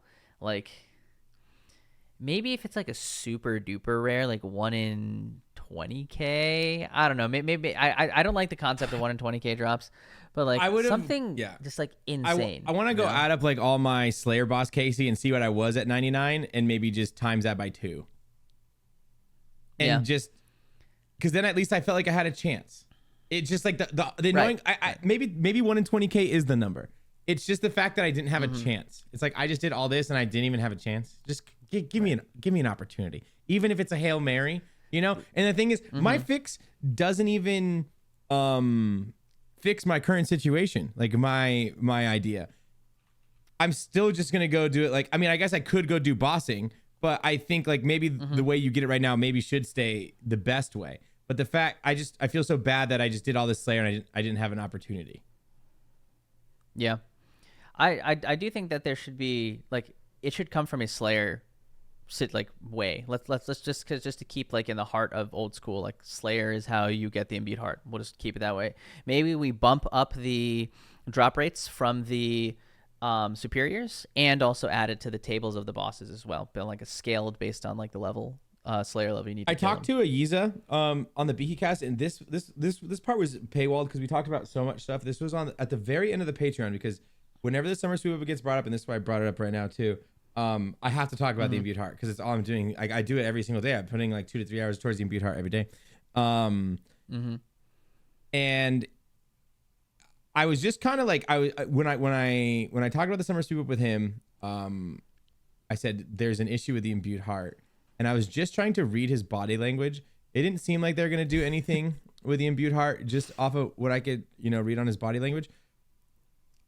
If I were to make a guess, because I don't remember exactly what he said specifically, he's like, yeah, maybe we should put that on a boss table, or maybe a boss should drop the Imbued Heart. And he's so PR trained, like there is a slim chance that the Imbued Heart is going to be on a boss table with Blood Moon Rises. Like the way he said it, and he's like the way he shot me down was like a little bit too specific. I was like, I was like, you're really well PR trained. You shot me down, but why did you shoot me down in a specific direction and say, well, maybe if we did, and then we know Blood Moon Rises is coming, or I don't know. It was an interesting way he said it. And I said, there's an issue with the Imbued Heart. I remember asking him, I said, there's an issue with the Imbued Heart. Do you know what it is? And he says, it's too rare. And okay. And I don't know. So that's my hope. I had a lot more hope. Maybe this is why I'm just so pessimistic, because if the summer sweep up could be anything, I just want the Imbued Heart to be, easier to get. And then when I talked to him, my hope was kind of shot down. And but at least he knows that it is a problem. And we just talked about drop rates this entire time we've been talking about drop rates. I do think the worst drop rate is the Imbued Heart. Like, I will die on this hill that the one that does not make sense in the game more than anything in the game. Everything is a long grind. The Imbued Heart just doesn't make sense because you're 30 mil Slayer XP and you don't have the gem and you don't have the heart. That is mains can't comprehend. Yeah. It's not even like the Eternal Slayer gem is like useful, man. It's just a cool that one's just an interesting. Do you think? Do you like this idea that they should make the Eternal Slayer gem be a permanent thing that you can just like load the topazes into and load the stuff into, so that it just is a permanent thing? This idea has been brought up for years. I feel like that the Eternal gem should be a permanent slaughter or expeditious. Maybe you need 2, maybe you need 1, and you can just like load the bracelets into them. Do you like that idea? That's hilarious that you bring that up because that was on my list of suggestions I want to consider, but I don't know if we'd have the time to talk about that. I put that as a low priority ticket for us to discuss. But that one, there is a thread that I actually really liked saying exactly what you said, Eternal Gem plus Chromium Ingot or a couple Chromium Ingots. There's finally a sink for Chromium Ingots. You can make an Eternal Slayer Bracelet, and that allows you to charge it with Slaughters. And you could charge it with the other one as well. I forget the. So you want one bracelet for both, not get 2 gems to make either one, not like a Zenite. Just put it in both, man. No, I think it's an eternal gem. Like it's a Slayer thing. It's make your Slayer life easier, right? And that is would be an amazing QOL. It'd treat it like a Zenite ring where you can charge it with the jewelry, but like the thing itself should never break. You're gonna have to recharge it. A couple weeks ago, felt so confident that this was going to be fixed in the summer sweep up just because it has been talked about forever. It gets talked about so common on the Reddit. I'm on the Reddit every day to get news for Behe, and I liquidated my entire main and I dumped everything into Eternal Gems. Dude, now we're gonna have to cut this out of the cast because Jagex is gonna specifically look at this and be like, "Oh, he's loading up. We can't do that," because Jagex is very like they're like, "Oh man, somebody's like," they've done that. I feel like they've done this before. I told Ayiza, I said, Ayiza, I'm gonna tell you something, and I'm just gonna look at you. And I said, I bought 1.2 bill worth of Eternal Gems. He did not fucking move, bro. He didn't blink. Honestly, after talking to him, I was trying to vibe check him. I don't think it's coming anymore. I think I'm gonna sell all my Eternal Gems. I'm a gambler, so maybe I'll wait for the summer sweep to come up. But the thing is, I was so ahead on this. I think there has been a lot of other people buying it, so they've just gone up since I've bought them anyways. So you're gonna make some money, you know, maybe like a couple. I bought them at 8 mil. They're now 9 mil ish. When I looked last, I don't know what they're at. They were trending towards 9 mil. They were closer to 9 than they were 8. Okay. So we shall see. This is a gamble that I have made. And yeah. Hopefully I become a trillionaire. I like this idea. Trust me. The only issue is like if they do make this idea come true, they need to make it more common as well. The Eternal. You talked about the Imbued Heart. Everything I said with the Imbued Heart, I'd like to go back and say that everything should also just be done to the Eternal Gem. They should be treated the same because right now they're the same level, and we're talking about like the drop rates and the hours that need to go into it. Everything that I said about the Imbued Heart also needs to go to the Eternal Gem because it's just ridiculous. It is terrifying that you have 30 million, you don't have either. Yeah, as I said, like most of my Slayer XP was bossing, so it's like I have gone and done maybe like 199 Slayers worth of like regular Slayer, like all the barraging Dust Devils, barraging, like I mean the only reason I do the Smoke Devil tasks, Dust Devil tasks, and Necreal tasks is so I can barrage and get possible, like because they're fast tasks and the superior chance, right? I think I forget the meta for doing this as well. I think there was also like Araxites in the last year have now been released. That's also a meta for getting Imbued Heart and Eternal Gem. But like back then, it used to just be barrage items only, barrage tasks only, so you can maximize the amount of mobs you kill, maximize the meta spawns. Right now is, and they've also added in the last like couple years. Sorry, it's like that's the current meta is just those 2 tasks, as I do it every day. Because I feel like Necreals are like so low that there's no point. Dust Devil's so low, right? So what they have done, they've also made it a little better. When combat achievements came out, the Elite Diary or the Master, I forget which one, superiors are 1 in 200 chance of spawning at the death of a Slayer mob. It is now 1 in 150 if you have one of those combat achievement tasks. I forget whether it's Elite or Master. But that is a huge change. Whatever the Jad helmet is, because that's the one I have. And Master. That's Master then. Is it? The Jad helm? No, Master is... Because Zuck helm is. No, because Verzik. Oh, Master is a Verzik helm. So it's Elite. Right. Yeah. Elite, okay. Because I have the Jad helm and I have the 1 in 150. You're a crazy person if you're grinding your Imbued Heart without that, though, by the way. Like, you have to go get that. Yeah. Like, you're a psychopath.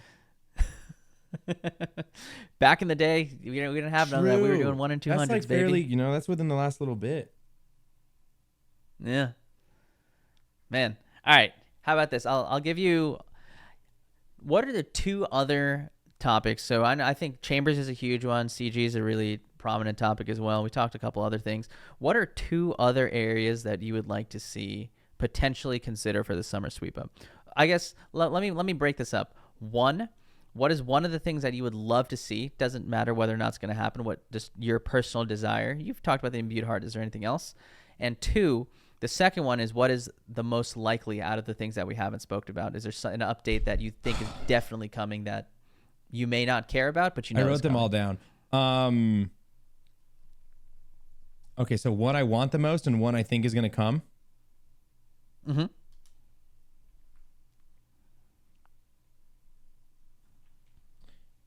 Okay.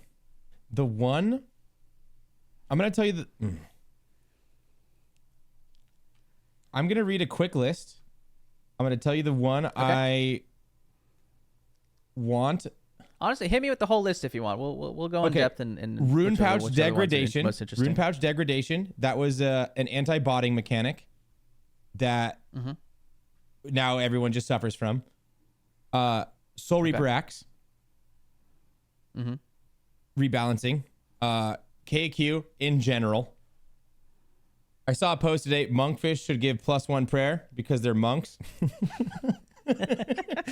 love the subreddit. Like, I saw that one. Autocast getting turned off when you die, and the entire removal of the Mark of Darkness spell. So from that, I think the one of those. Oh, okay, and okay. Then I have a personal one. It's just I have it called Projectiles. I'm gonna talk about that one for a second. That's the one I want the most that I do not think is going to come. And I'm going to go back. I think the ones that have a chance of happening that we haven't touched on, Rune Pouch, Degradation, and Soul Reaper's Axe. Rune Pouch Degradation to me has a infinitely higher chance than Soul Reaper's Axe to be touched on. Just because it was implemented as an anti-botting mechanic. I think that we shouldn't be punished anymore. And the thing I would kind of call out there is that there are, like, for example, you wear the rune crafting cape, it doesn't degrade anymore, right? And inside of what is Guardians of the Rift, that's what it's called, you can wear the Abyssal Lantern with some of the logs, I think it's redwood logs, which stop pouch degradation within the within the minigame itself.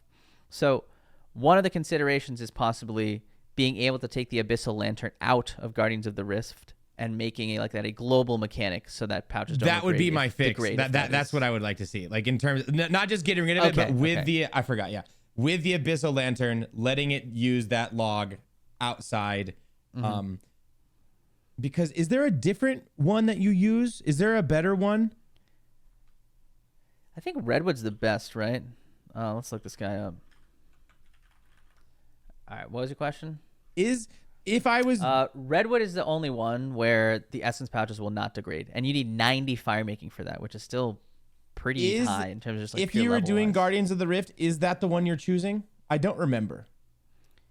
Yes, you want Redwood because it not only has the essence pouches not degrading, but also it has the effects of the oak and willow logs, which means the amount of runes crafted is increased by 5%, and there's a 5% chance to double your contribution points for an action. Okay.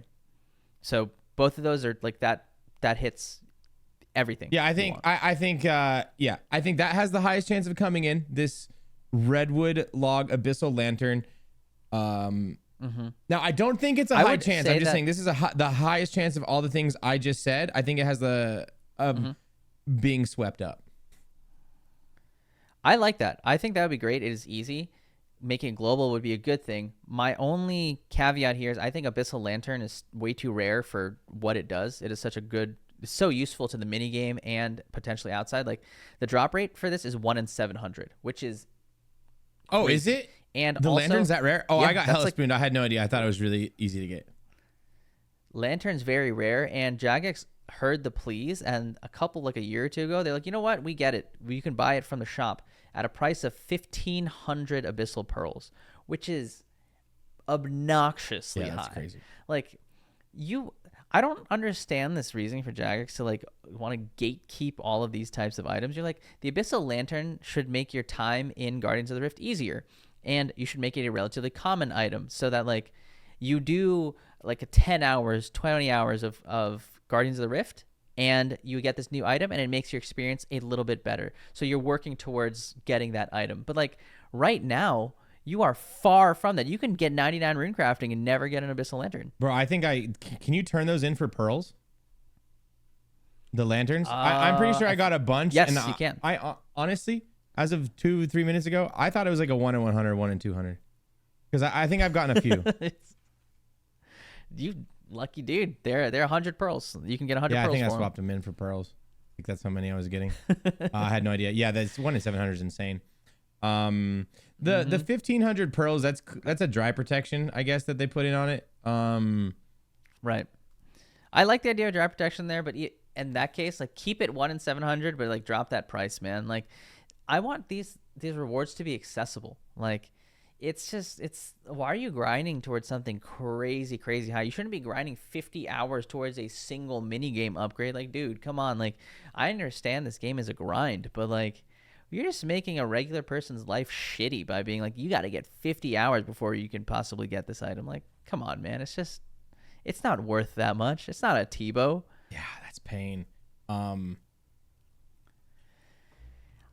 this note, I actually kind of I like the direction we went here with this. What I had down in my notes of things I'd want to see in the sweep up is actually I think Guardians of the Rift grind is a little long. I think this is kind of very niche, but I feel like the Abyssal Pearls the rate is not very good. You should be guaranteed. I saw this on the subreddit as well. You should be guaranteed like some number of Abyssal Pearls per like either completion or like with every pull, like the Abyssal Pearl should be like a secondary thing. Like you just get like a handful of those with every pull, like 1 or 2, but then there's a small chance of getting like 5 or 10 from like that drop as like, well.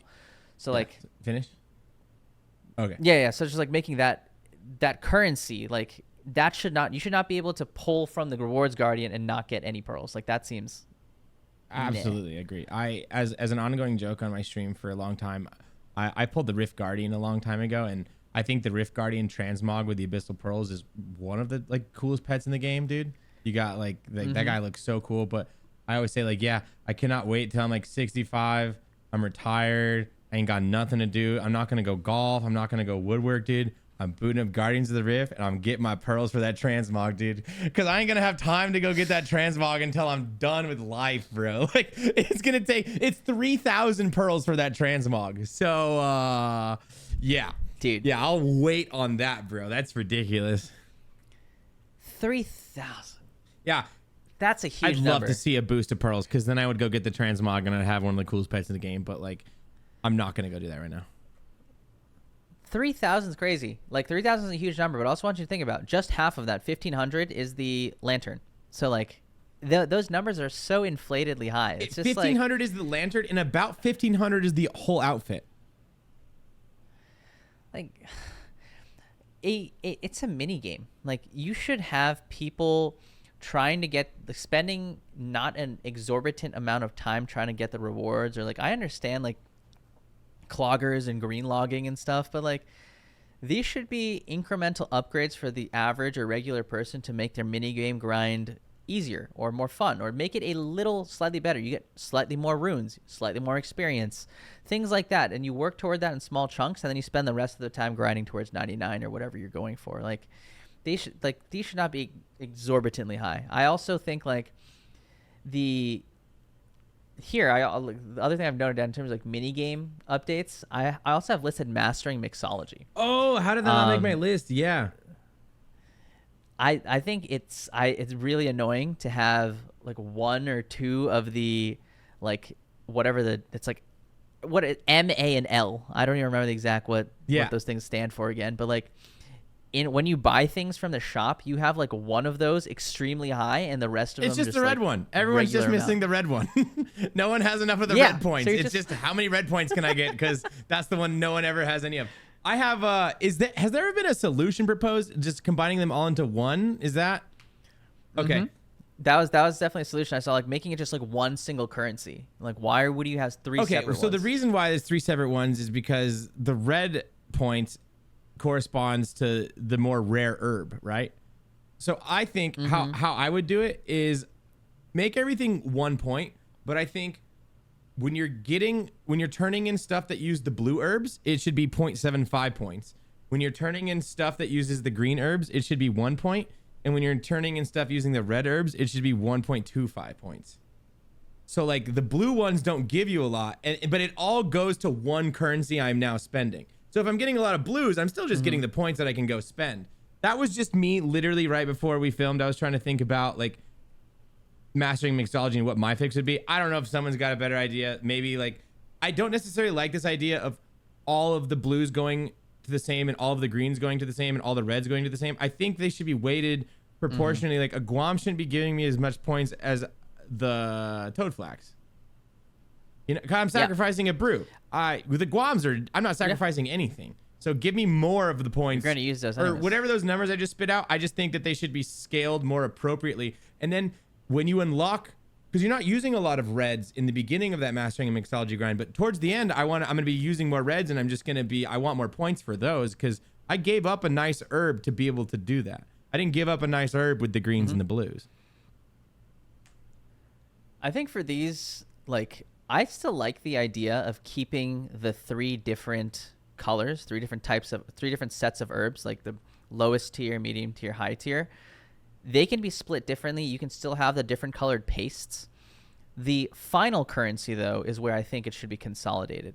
So, like, whatever potions that you make. So, if, say, you make, like, an MAL or something like that, kind of, if this is what you were referring to, like, the final... Yeah. Like, I do think there should be a final If you have currency. more L's... Like if you have more of the high tier herbs, the final number of the currency you get should be more versus like less. That's for the exactly other what ones. I was trying to consistent. explain. But yeah. Got it. It's like then we're on the same page. I just feel like it's just so annoying to see that. You're like, why is there such a waste? I see why going on in they here? did it like that, but in practice, it didn't work out because we all just need the red one. You know, and bro. Sometimes in leagues, I was sitting there and I was just doing because I just needed red points, and they were scaled up a little bit. So in leagues, I was just sitting there only making LLLs potions, like triple L potions, and I was spam clicking them in the one you spam click, and then I was just dumping reds. And like, even if it wasn't asking for it, I was just turning them in because it was like boosted point. So I'm like, I just need a couple of these right now.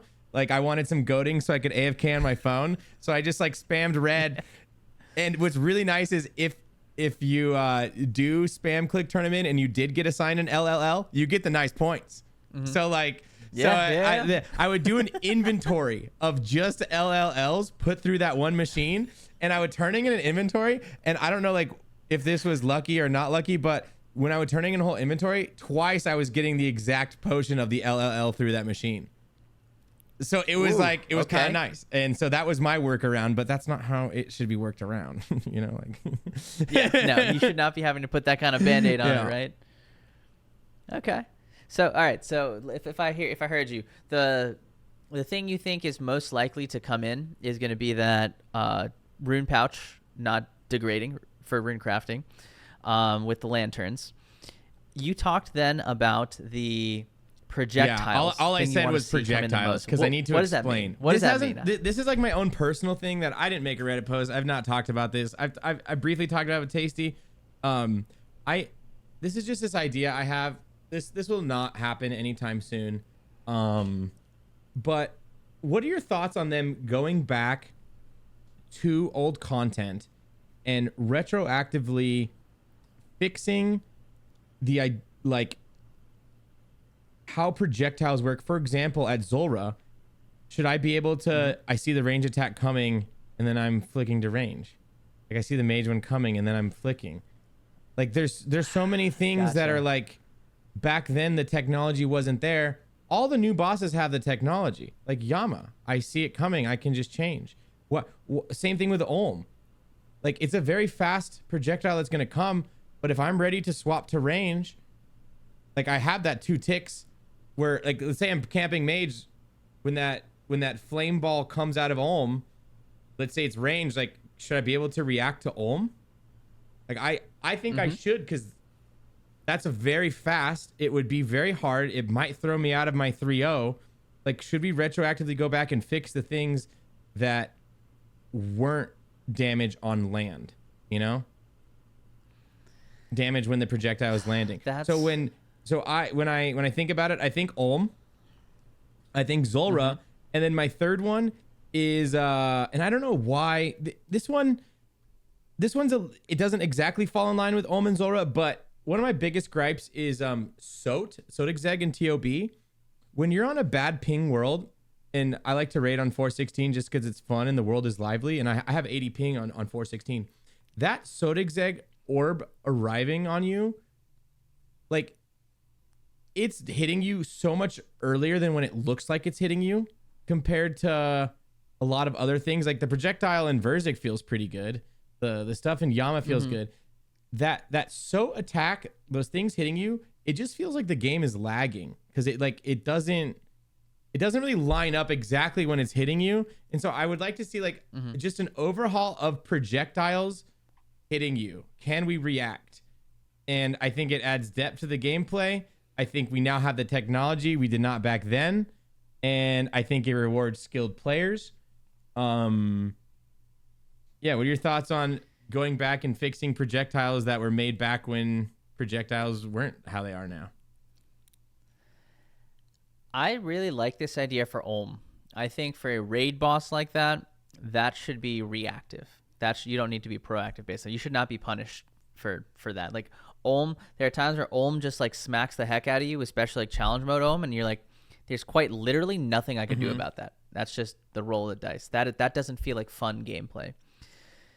I'm thinking of a case where, think Inferno projectiles. Now, think of blobs. Think of Rangers, Majors. Jad, we already know, is on hit. Or Jad, not exactly on hit, but Jad, there's a time. Jad gives you like a little bit of a delay before the projectile comes out. So like... Yeah, this doesn't... I would just say it doesn't work in Inferno. That's why I said like, you gotta like revisit this, because I agree. I don't like everything I just explained. It shouldn't be in the Inferno, no. If that happens in Inferno, speedrunners will be gone. Like, they'll be out for a loop. Like, I mean, I think there will be more skill in terms of reaction things need to be done here, but like off-ticking now is going to be so different because you can't touch the Inferno, in my opinion. Yeah. I didn't even think about that. The other thing that I'm scared of is like, now with this potential projectile change, does distance and projectile travel time matter? Because how fast a projectile gets to you, like let's say a ranger shoots at you 10 tiles away. Right now, we're like, just using the example of Inferno, like right now you'd flick it as soon as he throws the attack, and you're like, okay, cool, I'm waiting. Like before the animation comes up, I have to have range up. That's it. You call it a day. Now you're going to have to sort of mentally time it, be like the projectile is launched now, but it's going to take 4 ticks to get here. So I have to pray range in 4 ticks. Not as soon as he shoots it, but if there's a major closer to me, even though the major attacks every 4 ticks, like the time it takes for the projectile to get to me, like I can see that like completely shifting everything old school RuneScape like flicking has to do. Like that would throw the game off for a complete loop. Yeah, I think to me it's just, it doesn't work in the Inferno for everything you just explained. I'm trying to think. I think it only works in Zulrah and Ulm. I do love that for Ulm. For Ulm, I think is 100% where those projectiles should be on hit, not on on attack release. Zulrah, yeah, let's say Zulrah. I don't really care too much about. Excuse me, but I will say it is really annoying in the Zulrah mage phase when he just ranges you like 3 times in a row for a 41. You're like, dude, what the hell are you doing, man? This is supposed to be mage phase. Devil's advocate to myself for Zulrah is like it would really change Zulrah because like trips would be longer. Like you could now do perfect Zulrahs. In a way, like the mage phase is like the chip damage there. It's like what makes you eat your food there. Now it's the snakelings. Snakelings are chip damage. True. So. Yeah, you can't. So we still have the chip damage there. Yeah. I think Zulrah is a fine place to do it. Anywhere where there's like a single boss, like just a single thing attacking you, and you don't really have to worry about like off-taking things. Totally doable. So like Ulm, Zulrah, Vorkath, yeah, that would be good as well. Oh my god, yeah. Um, I guess KBD as well. I mean, yeah, and the thing is, I'm looking at the list of bosses right now, and most of them are already like this. For the most part, they are. Because it's just like there was that shift a couple years ago where now we do it like this, right? Like now this is how bosses are. Like it's going to be when it's hitting you. And so I think just this idea of somebody who's a game dev who gets paid to make these decisions, I think is really important to say, like, I'm not a game dev, you're not a game dev, but we've played the game enough to tell you what doesn't feel right. And I think this is just one of those things. It's like, let's just go take a look back. Should we fix it there? Like, would it make sense? Like, if we were to now design this boss in 2026, would it be the current way or should it stay the old way? I think if you look at it from a 2026 lens, Chambers 100% Olm would have. Oh, like, absolutely. on right? hit. Absolutely. Yeah, 100%. So I think that's just like, let's Totally just agree with that. go back and look at it with our new technology. Is this something we should look into? Yes or no? So that's my projectiles. Like, do we need to go take a look back at projectiles? I like that one. I did not know where that was going, but honestly, that makes a lot of sense to me. I don't like the inconsistency of like some things you have to be able to pray against them on like attack release. Some of them you have to pray like when they get to you. It's not consistent, which is why it's kind of what you're saying. Like for a new player, like I know we've put a lot of time into the game and we can discern like exactly which boss you need to do what kind of mechanic. But like a new player comes in and they're like, why is this Zulrah hitting me for this damage? Like I when the attack hit me, I made sure to put my prayer up. Why is it hitting me in a way that why is it hitting me through the prayer? Am I praying wrong? And then you have to explain to them like, no, well, actually this particular boss, you have to pray before the attack even comes out because that's when it registers, but not for the other boss, not at like Wardens or something. This hypothetical that you're talking about right now is why I landed on this. I have one of my IRL friends that's been one of my best friends since I was like 7. Let's just hypothetically call him Tom. His name is Tom.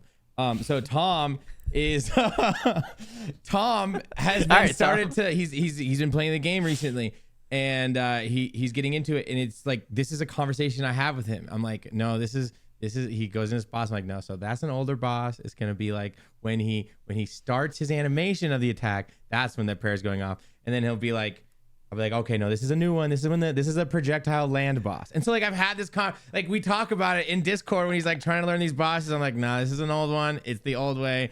This is because he's sitting in Vorkath and he's like trying to flick the projectile because he doesn't know because he's done so much Yama. He's done a lot of like Wardens. So like he goes and does Vorkath and Zulrah and he's like, what the hell is going on in here? Like he's out here just doing it wrong because it's just so inconsistent. And so I think this is a conversation I've had a lot of like often with Tom, just being like, yeah, sorry, I don't know. Like this whole thought of projectiles and same with Soat.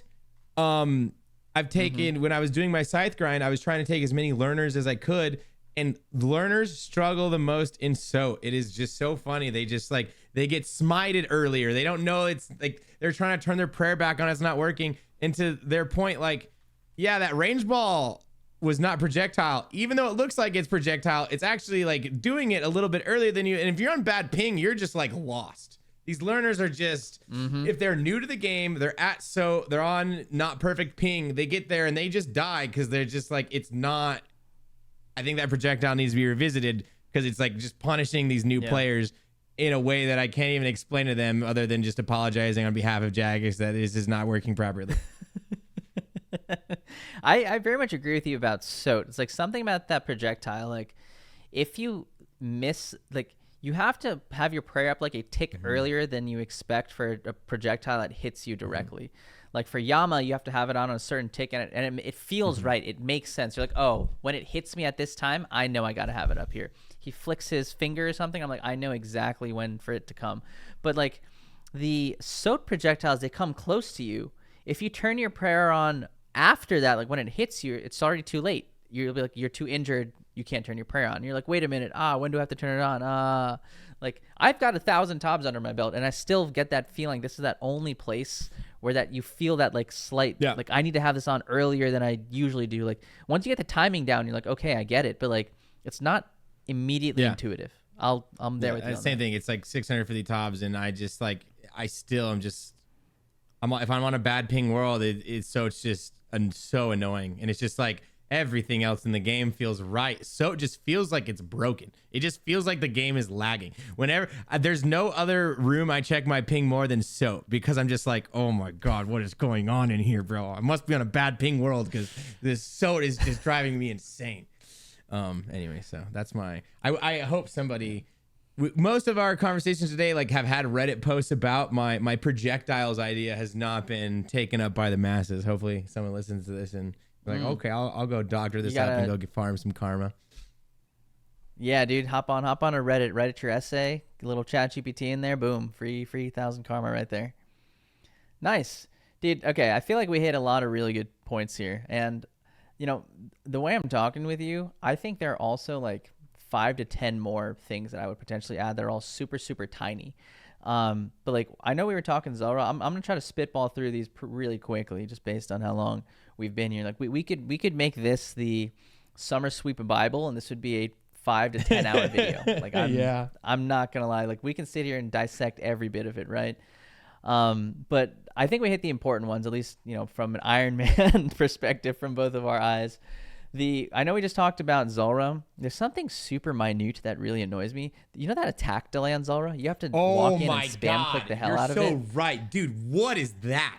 Yeah, dude, toss that in there. Jesus, it's so frustrating. We're in 2026. Like, why do I click it and nothing happens? I have to spam click it like 30 times every time it comes out of the water to get an attack like actually to come off. Like, come on, man. Like, can we go back and fix that? Like, what is that? There is no reason that should happen. Bring Tom back into it. I swear I've had this conversation with Tom about Zulrah where he's like, dude, I clicked Zulrah. And I'm like, well, you did click Zulrah. I'm sure you did, but actually you didn't. What you didn't know is you got to click him way later than when you think you got to click him, because he's not really there yet. Although the red X shows that he's there. He's not actually there. Yeah, that's a good one. I think they have done better now about like attack. They made some change where like a previous attack from a prior rotation now follows through or something. So like they made that change at some point, but still this like Zulrah coming up and not being able to attack it for the first like second or two is just really that's quality of life. That's a QOL change. I know you also talked Soul Reaper Axe. I want to just dedicate at least a minute to that. Like that is such a niche, unique, cool item. You have to grind 4 different Desert Treasure 2 bosses to get a piece from all of them to put together to make this like a really cool weapon. And yet it is outclassed in every way by the Noxious Halberd. The mechanic on the Soul Reaper Axe, you have to like give up health, you have to build up stacks, and you have to kind of manage all that, only even at your best to get outclassed by a Noxious Halberd where you don't have to worry about any of that and you get to stand 2 tiles away. Like, yeah, there was a post about that. I don't have a Soul Reaper's Axe. I don't know how good it is. I will say I got one in leagues, and holy shit, that thing was not nearly as good as I thought it was going to be. For probably that reason, I only used it a little bit. It was leagues, but what a disappointment that thing was. I was so excited when I got it, and it felt so pointless. Yeah, I think people said just like condense the 5, make it the same, and then make it 3 stacks. There's been some ideas tossed around. Mm-hmm. I don't know the solution, but I know there are solutions out there that a lot of people have agreed on. So for a weapon that is so hard to get, like there should be something special to it. It shouldn't be like immediately made obsolete by something like Noxious Halberd. It should have its own area where like it requires like thinking to use as a weapon. Like you have to like maintain your stacks and things like that. Whereas for a Noxious Halberd, most weapons you don't. You just click the boss and call it a day. A weapon where you have to put extra thought into maintaining stacks, like I think you should be rewarded for doing a good job on that kind of stuff. So like I don't know if like it requires, like as you mentioned, like fewer stacks to get to full damage or whatever, or like just straight up increase DPS if you do a good job of using it. I don't know what the answer is. I don't have a Soul Reaper's Axe either. So like it's just to me like such a unique and cool weapon. I hate to see it just get lost in this. It came from this point at that time. I remember Jagex had this very strong desire to put something in the game where if you were low health, you were hitting harder. Remember Masori, when I think it was first proposed, was supposed to be like, I'm low HP, now I'm going to hit harder. And I think that Jagex had this weird obsession for a little bit where they wanted to introduce that into the game somehow. We kind of got it. It feels like that desire came to us through the Soul Reaper's axe, and it just hasn't landed. It didn't land with the Missouri proposals. The Soul Reaper's axe is, it's just in this funky spot where I don't have the answer, but I can tell you what we have right now is not it. Yeah. I hope they take some Reddit considerations, or at least I'm the J-mods are smart people. They are game devs for a reason. You and I are people who sit in front of a camera and bitch about things and not design things, right? But we can complain, but if you told me to design something like that completely from scratch, I'd be like, oh man, that's a little too hard, out of my scope. Yeah. So respect to those folks, and I know they have solutions to these things like this, but this is what the summer sweep up is. Like, this is those are QOL changes that I would like to see. Summer, like Soul Reaper's axe kind of getting reworked, fixing things like Zulrah. Those are like the projectile stuff. I don't know if that would be like a quick fix, but like that still falls under like quality of life. I would say like not significantly game shifting, as long as you're only applying it to like Olm, Zulrah, not Inferno. I like to tie this back into like what I talked about at the very beginning of this was like when you just put out this idea of the summer sweep up and it's our only thing that we have to look forward to until that's like real main game. Besides, remember the roadmap was limited time game modes, Brutus, summer sweep up until Blood Moon Rises. You have given us so many months to just sit here and garner hope. And this is what this has led to. We've just talked about all these things that we think would be so magical if they came to the game. And like from Jagex's POV, I think when they put out the summer sweep up, it's got to be a knockout of the park because you gave us so much time to think and you gave everybody so much time in their heads to like craft this idea of what your own personal summer sweep up is going to be, that it's going to be very hard for people to not be mad now. Like, I feel like summer sweep up day for a lot of people is not going to be a good day if they've been looking forward to it, only because you just had time to craft what your summer sweep up is. And like, same thing, like if it's not anything with the Imbued heart, I'm going to be disappointed just because I've had 6 months to think about, ooh, summer sweep up. Hopefully it's my thing, you know? I agree with you. I'm unfortunately pessimistic about the summer sweep up. Oh, good. I got you on my team now. Yeah, I started thinking. The other reason is on my other screen. I tabbed back to the summer sweep up timeline, and I was like, shit. Just looking at that like roadmap, and the reason I say that is because the summer sweep up is summer, but after this is Blood Moon Rises, which you mentioned is going to be a huge deal. Apparently, like what I think people are saying. extremely underestimating Blood Moon Rises, and overestimating summer sweep up. So if Blood Moon Rises is going to take that much dev time, that much thought, that much everything going into it, summer sweep up is kind of just going to be like, yeah, we're going to fix a few things, whatever, but here's Blood Moon Rises. So like all this hype that we are building up for summer sweep up, as you kind of pointed out, have these over expectations for it. We're like, vast majority of people are going to be disappointed because Jagex is like, we're going to do small fixes, small changes, small things. And like, also remember, it takes dev time to put that together, right? It's not just like, they're not going to flip the switch and be like, everything is swept up. They're going to like come in and say, we've made a couple changes here, but like, here are some other big things you've proposed. We're going to tackle those in the next coming weeks or things like that. And with Blood Moon Rises, with Raids 4 in winter, I don't think they will be putting very much dev time to like making significant big changes into the game. Yeah, no, they've got like, it feels like, so just the vibes I can get, all the resources are in Blood Moon Rises and Raids 4. And then you do have the sailing team just, trying to patch that mess up every week. Poor fellows. But yeah, everything feels like it's in Blood Moon Rises and Raids 4. We didn't even touch on sailing in our summer sweep up situation. It is fucking panic on those ships, bro. It's bad. Yeah. Like I can't, that's the 5-hour video. Like that's a can of worms I don't even want to open. Like, oh gosh.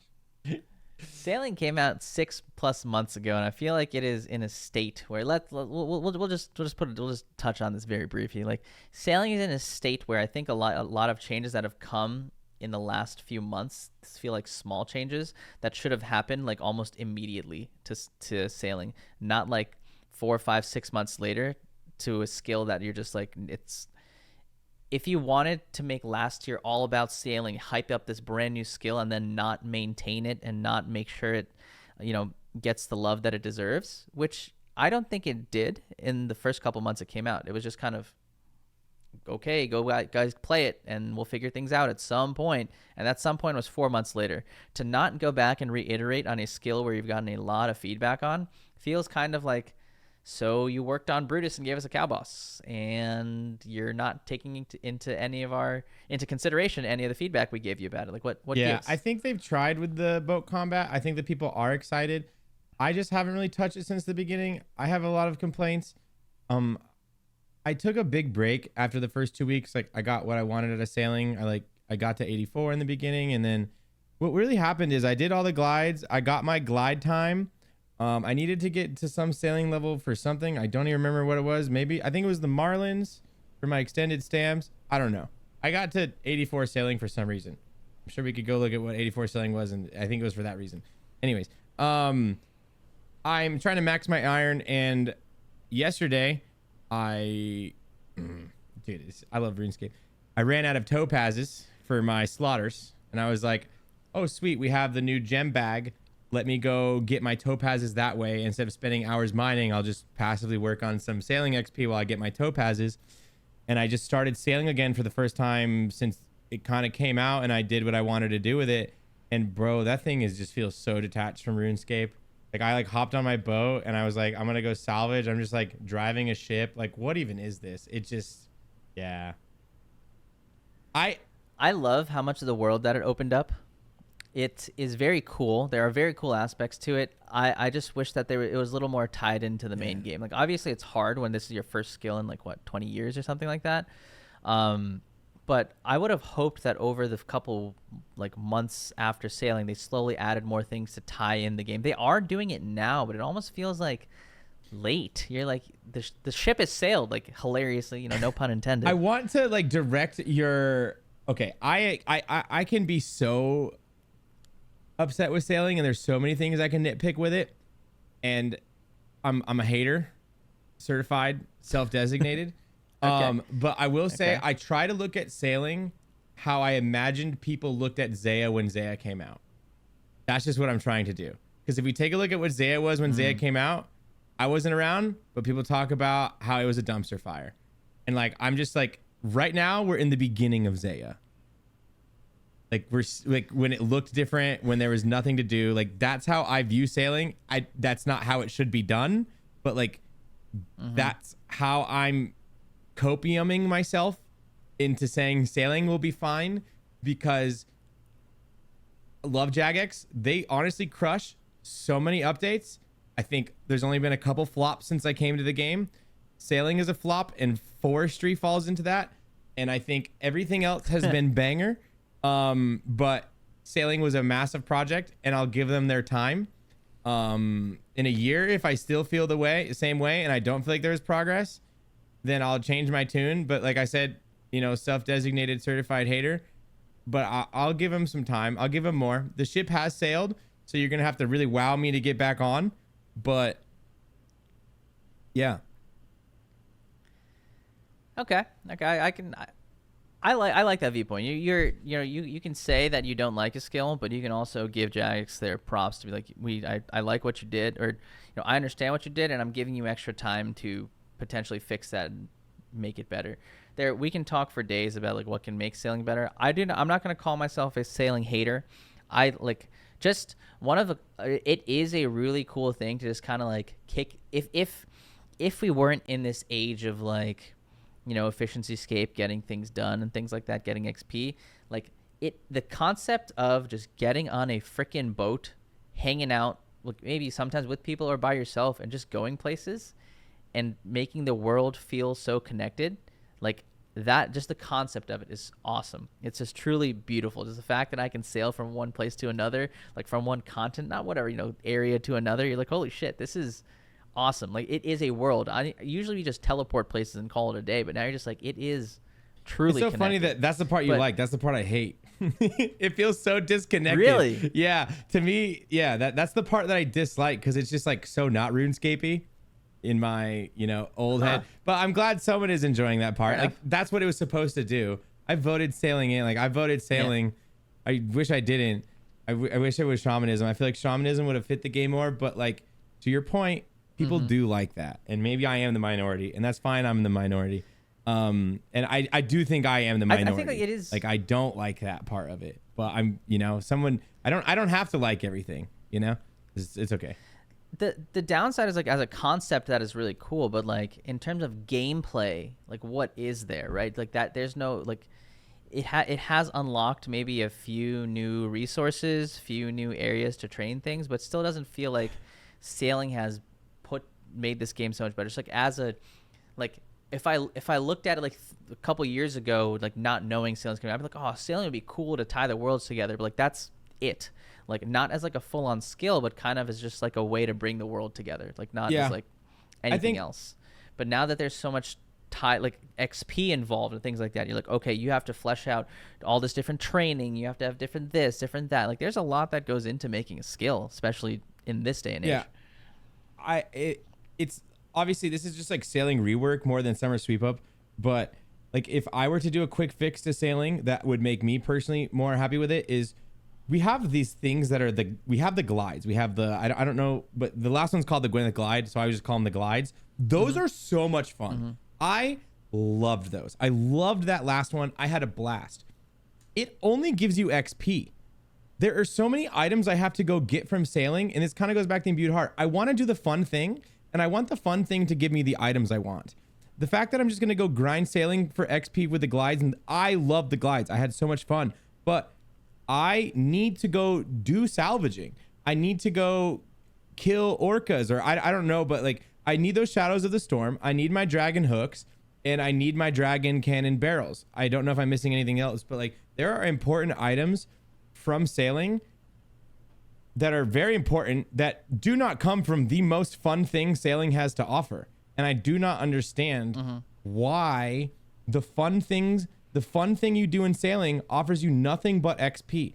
And I realized this after I finished the Gwyneth glide. I got that final time and I got the cosmetic little flag on the back of my boat, and I was like, oh, this is all this has to offer me is XP and a little flag. It was so much fun, but I can go get XP at a slower rate and the items I need from salvaging.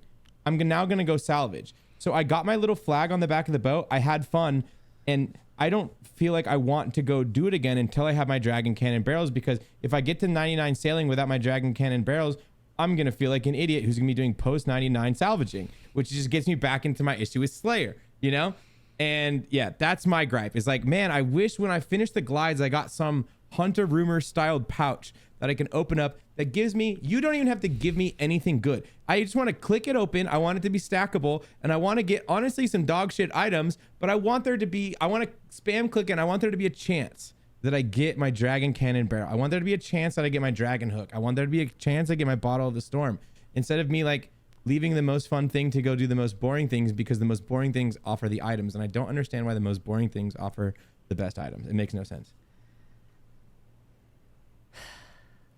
I kind of disagree with you there. Okay. I think that because the glides are the best XP, you are sacrificing getting any other items from it. So you are actively choosing to do that over some of the other methods.